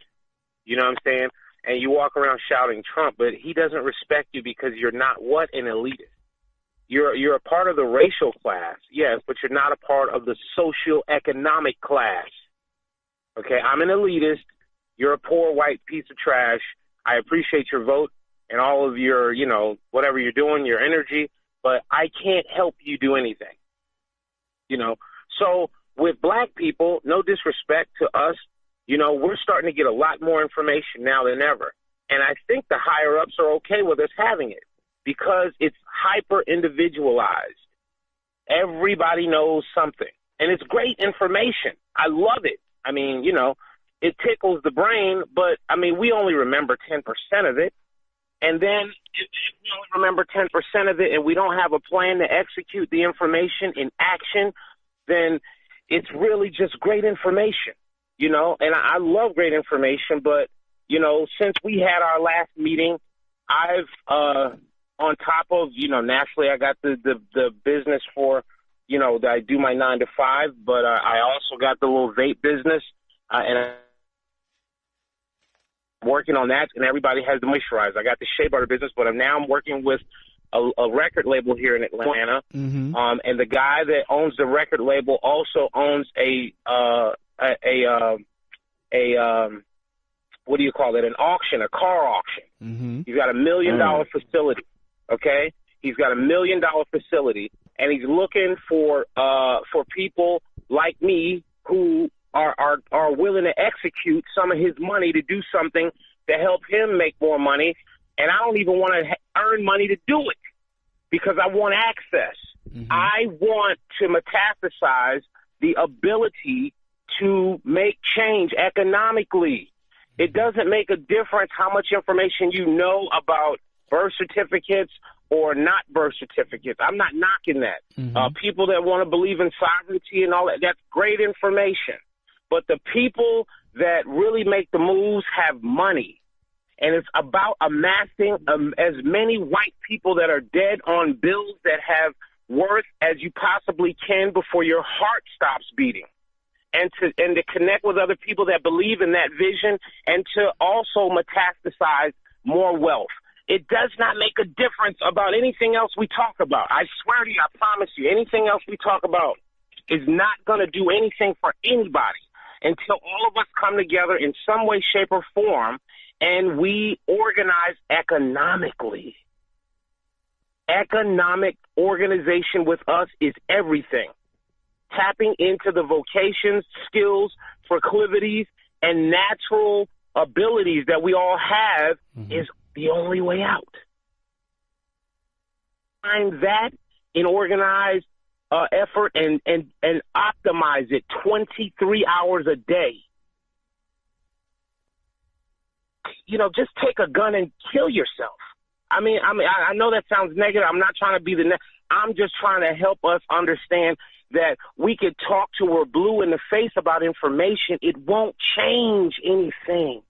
What changes is economic organization. We just bought this building. Now that we bought this building, we're facilitating a service to the masses that is in demand.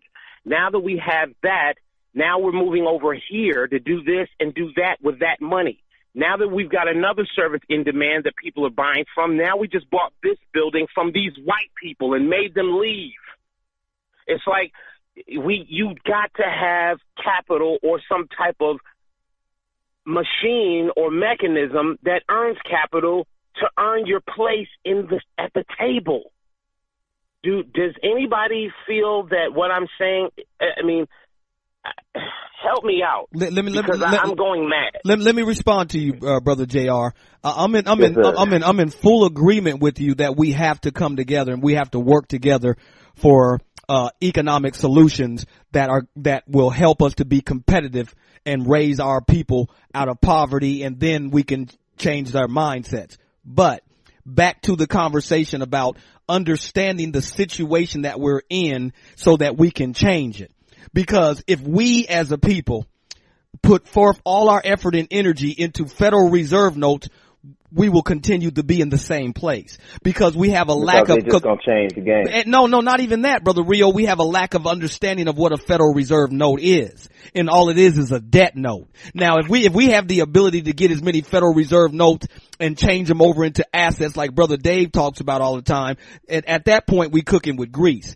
But if we are just as a people out chasing Federal Reserve notes, that's exactly what the European wants us to do, because he has taught us to believe that Federal Reserve notes is money, when Federal Reserve notes are not money. Resources are money, and the people who have resources are the people who have control. Bill Gates, all these white people who have money who have power, they don't have power because they got 1 billion Federal Reserve notes. They have power because they command resources. So we as black people or melanated people have to educate ourselves about the difference between the two. Because if we continue to go after this dollar, this Federal Reserve note dollar like we are, cream, cash rules everything around me, it will keep us in the same situation that we are in. You know, like I know, brother JR, that black people in this country are generating so-called millions and trillions of dollars in Federal Reserve notes, but look at the condition we are in. Go ahead, my brother. Well, what I see is it's not, and I respect you on what we're defining, what is money, yes, right? Sir. Like yes, sir. we're defining it as the Federal Reserve note. Mm-hmm. And I did hear the brother interject and say something that does make sense. As soon as we start to get it, they'll change the game. But here's the thing that I'm speaking about. I'm not talking about amassing paper. Okay. I'm talking about, and I said it, I thought I said it clearly, there's a means to an end, mm-hmm. right?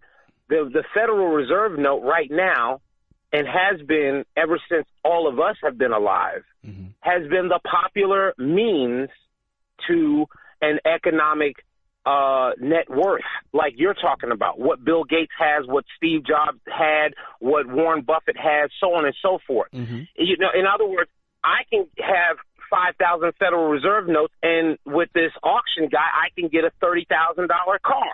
Understood. Okay, mm-hmm. but he got the car for $2,500.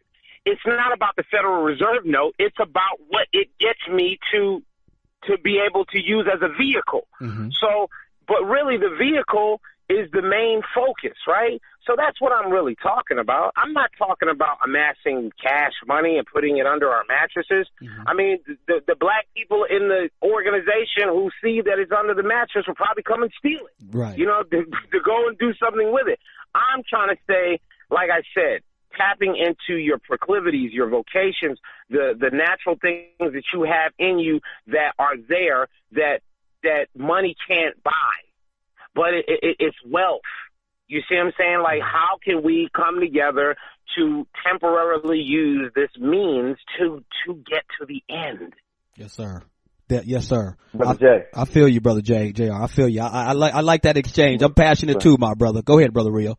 Mm-hmm. Brother Jay, if I'm hearing you correctly, and I'm going to elaborate so you can tell me if I am, what I hear from you is an emphasis on self-determination and being able to manifest the things that we deem important and necessary to be successful by our own definition within our own community. Would I be correct in kind of summing up what you're saying with that statement? If you replace the word self with group, then you got me right. Feel you. Okay, and that's what I mean. Well, but in order to have a group, it has to start with self. And this is my fear. And you very well articulated it when you had your second exchange with Brother Tommy. That cleared up a lot. But from your first explanation, my fear is that our people are already under a spell, and they are already hindered by so many hurdles that most of the people want the same system. They just want to be on top, which equates to making more money and being able to be the decision makers within the same system, which to me, I don't think is beneficial. But hold on, if I may. Yes, sir. I don't know where that last part came from, because that last part is irrelevant to what I'm talking about. Because what I'm talking about is helping the group. Okay. What I am talking about is, for instance, the reason why I'm not in ministry in church anymore is because for 20 years, every church that I've worked at, that I've worked with, every pastor that I've worked with has done what you just said. He wanted to have control.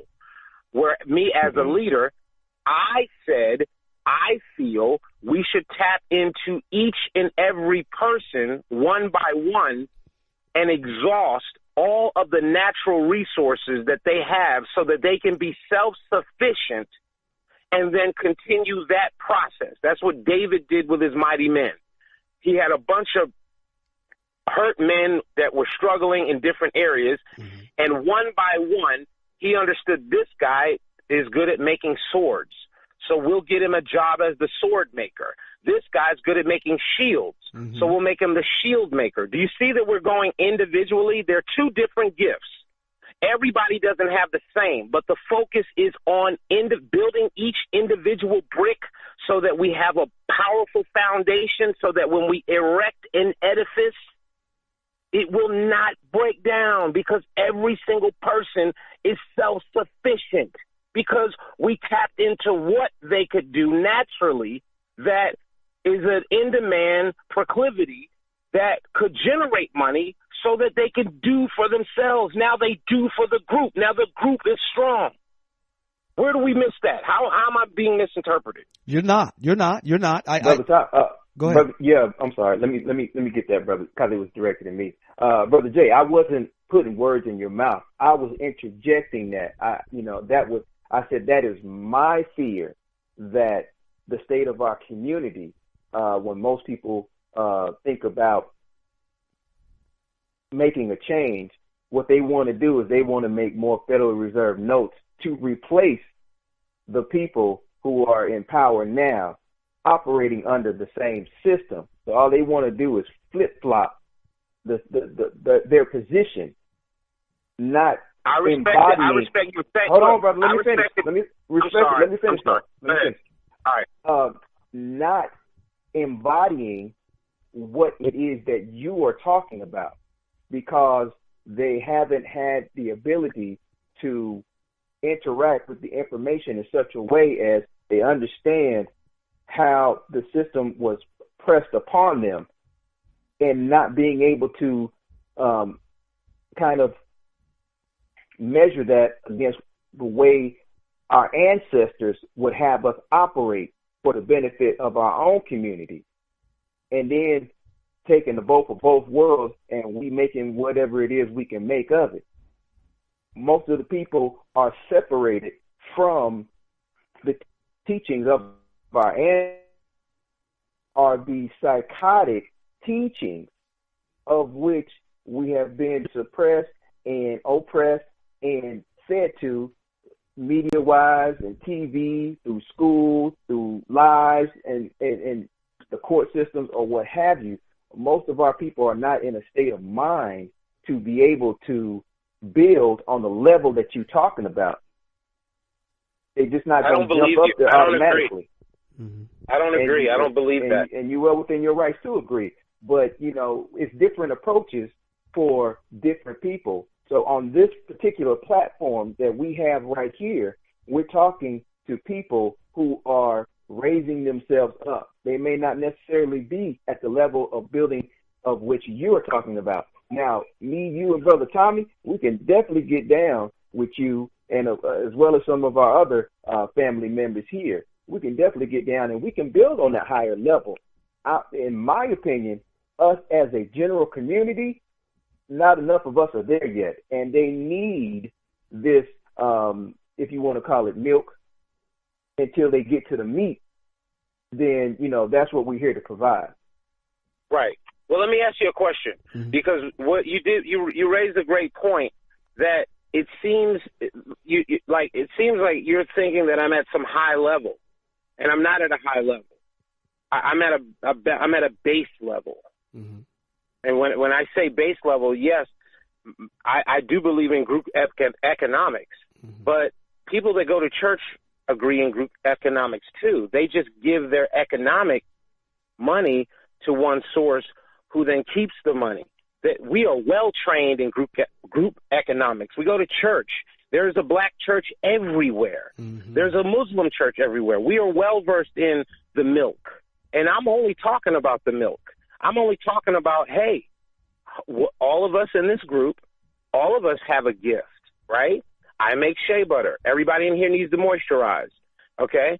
Not that you have to get it from me. I could teach you how to make it for yourself so you can go and be self-sufficient if that's what your passion is. Whatever a person's natural gifts are, just a couple of questions. Hey, what do you like to do? What would you do if money wasn't an issue? I'd sew. Oh, you'd sew? Okay. Have you ever used a sewing machine? Well, I want to get one, but, we'll help you get it. Now you're making clothes. Guess what? You can sell those clothes and make money. Why is this it's not rocket science. It's practical, daily love, care for the person by helping them find out what it is they can do to become self-sufficient and help them move along the way. And I will give money towards that. You tell me what it is, I'll give you $100 towards it, $200, $500, $1,000. I will come out of my pocket to give you the money you need to help you to become who you need to become. And then you give a little bit to that person, and you give a little bit. Now that person's got their business started up and running. Now we go to another person. And that's called group economics. I don't know why. Well, that's not too hard. I agree with you, brother. And in principle, that is where we have to get. That is where we have to get to. My only thing is, most people aren't ready for that, brother, because most people aren't doing it. But listen, Brother Rio, I feel where you're coming from, and I feel where JR is coming from, but I don't think we should say most people aren't ready for that, because, you know, that's a self-fulfilling prophecy within itself. The bottom line is that is where we need to get to, in terms of becoming economically viable and merging and working together as a group. We come together and we build each other up along the way, and we help this brother to invest in this restaurant and get it going for the benefit of the community and the family. Then we help this brother to get his real estate business up and going for the benefit of the community and family, because if there's a house that's going to be sold in our neighborhood, it needs to be sold by one of us. And then we turn towards the next business and the next business. So I think you guys have, I think you both have excellent points, and, economic understanding is a must-have. It is a must-have, but this was the point that I was making. We, as a melanated people, are in a particular type of situation in this country, and it's like an algorithm, or it's like a riddle. You cannot get out of the situation until you solve the riddle, and there is still education and uplifting and the spreading of information that is going to have to occur for that to happen. And let me give you an example.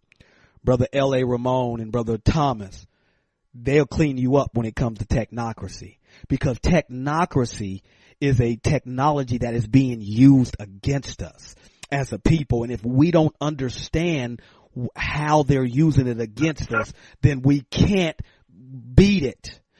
Economics is being used against us. If we don't understand economics, that it's really not about Federal Reserve note, that it's about resources, then we can't reverse our situation. Tommy, we cannot hear you. I don't know if your mic went out. My mic's not hot. My mic's not hot. My mic's not hot. All right, we'll just come back. That you, Brother Tommy? All right, we'll just come back in whenever you get your mic situated. Okay. Brother Thomas, I see you have your hand up. What would you like to? You'd like to add something to the conversation, brother? Yeah, man. Definitely. The brother, he's definitely talking some good things, and yeah, he ain't giving himself enough credit. And he's his plan. It sounds great. The only thing that I would say, there's a gentleman by the name of Neely Fuller who defines the system that we're all living in as the system of racism, white supremacy, and he puts it in 9 areas. And the brother Roz added another area, the economics, education, entertainment, health, labor, law, politics, religion, sex, and war. Economics is just one of the areas they're dominating us in. We could all get rich tomorrow and be in court tomorrow too. They have a total system against us. So that's just one of the areas we need to focus on. But to say it's the only area, that's all we need to do. I think that the situation that we're in is we're in a much more grave situation than just to get some money and sit at the table with them. They have a system set up where it's all hands on deck against that. So we have to defeat the total system, not just the economic aspect. However, that would make doing other things easier, but it's a total system against us that we got to focus on the broader thing, not just one area. Thank you, brother. Brother Tommy, have you returned yet? Can you hear me? Yes, we can. I've been listening though. Go ahead, brother. Did you want to go ahead with your comment? Yeah, I was just saying that and I think Brother Thomas really just cleaned the game up right there. That is the total system, man. And I'm telling you, man, I'm feeling Brother JR, because the reality, if we had more brothers that was as passionate as he was in terms of us having group economics, then we would be in a totally different position. And then you bring additional information to the table to where we're able to say, okay, well, now we understand. We got this group economics and we got this energy moving. Now we understand what this Federal Reserve note really is. Let's move it towards resources and industry and towards things that are really build us up. So I'm feeling him. You know, I'm really at a point where I'm feeling him. I'm loving the energy, and I ain't got nothing to say against it at all. It's exactly the way we need to be thinking. Just bring that group economics energy and we'll figure out what to do. We'll figure out what the best way to move forward is. Let's just bring that energy in the first place. Agreed. And Brother Jay, it's just a dialogue for me, and steel sharpens steel. I ain't saying nothing against what you're saying, and I'm actually vibing with you. I believe that there are going to be many prongs to speak to that we have to build on. And everybody's not going to be on the same level. So we have to plan for, as you said, people need to get in where they fit in. So once we learn how to take advantage of everybody's talent, then we're going to be that much better and we're going to be that much stronger. So it's just like the hand closing up into a fist. So united, we're going to be able to knock down a whole lot of shit. Absolutely. So, amen. Amen. Yes, I appreciate sharing with you, brothers, and I appreciate y'all having this call, and I love it. And I hope to definitely sit down and, I appreciate the call today that I got from Brother Mario calling me up. And Brother JR, we also want to invite you, the other brothers who are in the Atlanta area, Brother Rob, Brother VP, Mario, myself, Brother Jenna ain't but right up the road. We're going to start getting together on a consistent basis, talking about preparation things in case in the event of anything happening. We also talking about economics, ways in which we can come together and try to build and grow something, get access to land, grow food, bring different business ventures to the table. So we would hope that you would be able to join us as well, and we will put you up on when the next one is going to be, but we would definitely like to see you there as well. Yes, definitely. I'm in Norcross, so I'm definitely open to it, and whatever I can do economically to put money towards it and time where I can, I definitely will. I'm open to that. I want to see it happen. Yes, sir. I appreciate you. Brother Rio, Melanted Roots, Monday, 8 to 10. Go ahead and say your closing remarks. I'm going to drop mine, and then we're going to get on up out of here, bro, and bring it again next week. Well, brother, if we ain't got nothing after us, I need about 5 minutes to, still put some stuff on the record so the people can research it and get more thorough, because as the brother said, people hear it, they can't absorb it all, but this show is being recorded, so they have a way to and research it at a later date. Do what you got to do, my brother. Oh, that's what I'm talking about. My brother Tom. All right. Continuing on with the reading, consideration on the part of the husband and wife is the actual fee paid and implied agreement to be subject to the state statutes, rules, and regulations, and all court cases rule on related to marriage law, family law, children, and property. He emphasized that this contractual consideration by the bride and groom places them in a definite and defined by law position inferior and subject to the state. He commented that very few people realize this. He also said that it is very important to understand that children born to the marriage are considered by law as the contract bearing fruit, meaning the children primarily belong to the state, even though the law never comes out and says so in so many words. In this regard, children born to the contract regarded as the contract bearing fruit.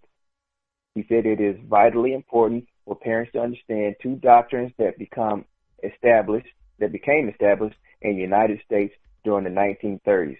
The first is the doctrine of Parens Patriae. The second is the doctrine of in loco parentis, of which the definitions you read before, brother. So I'm not going to go into that at this particular time. But what I will do is I want to read an excerpt.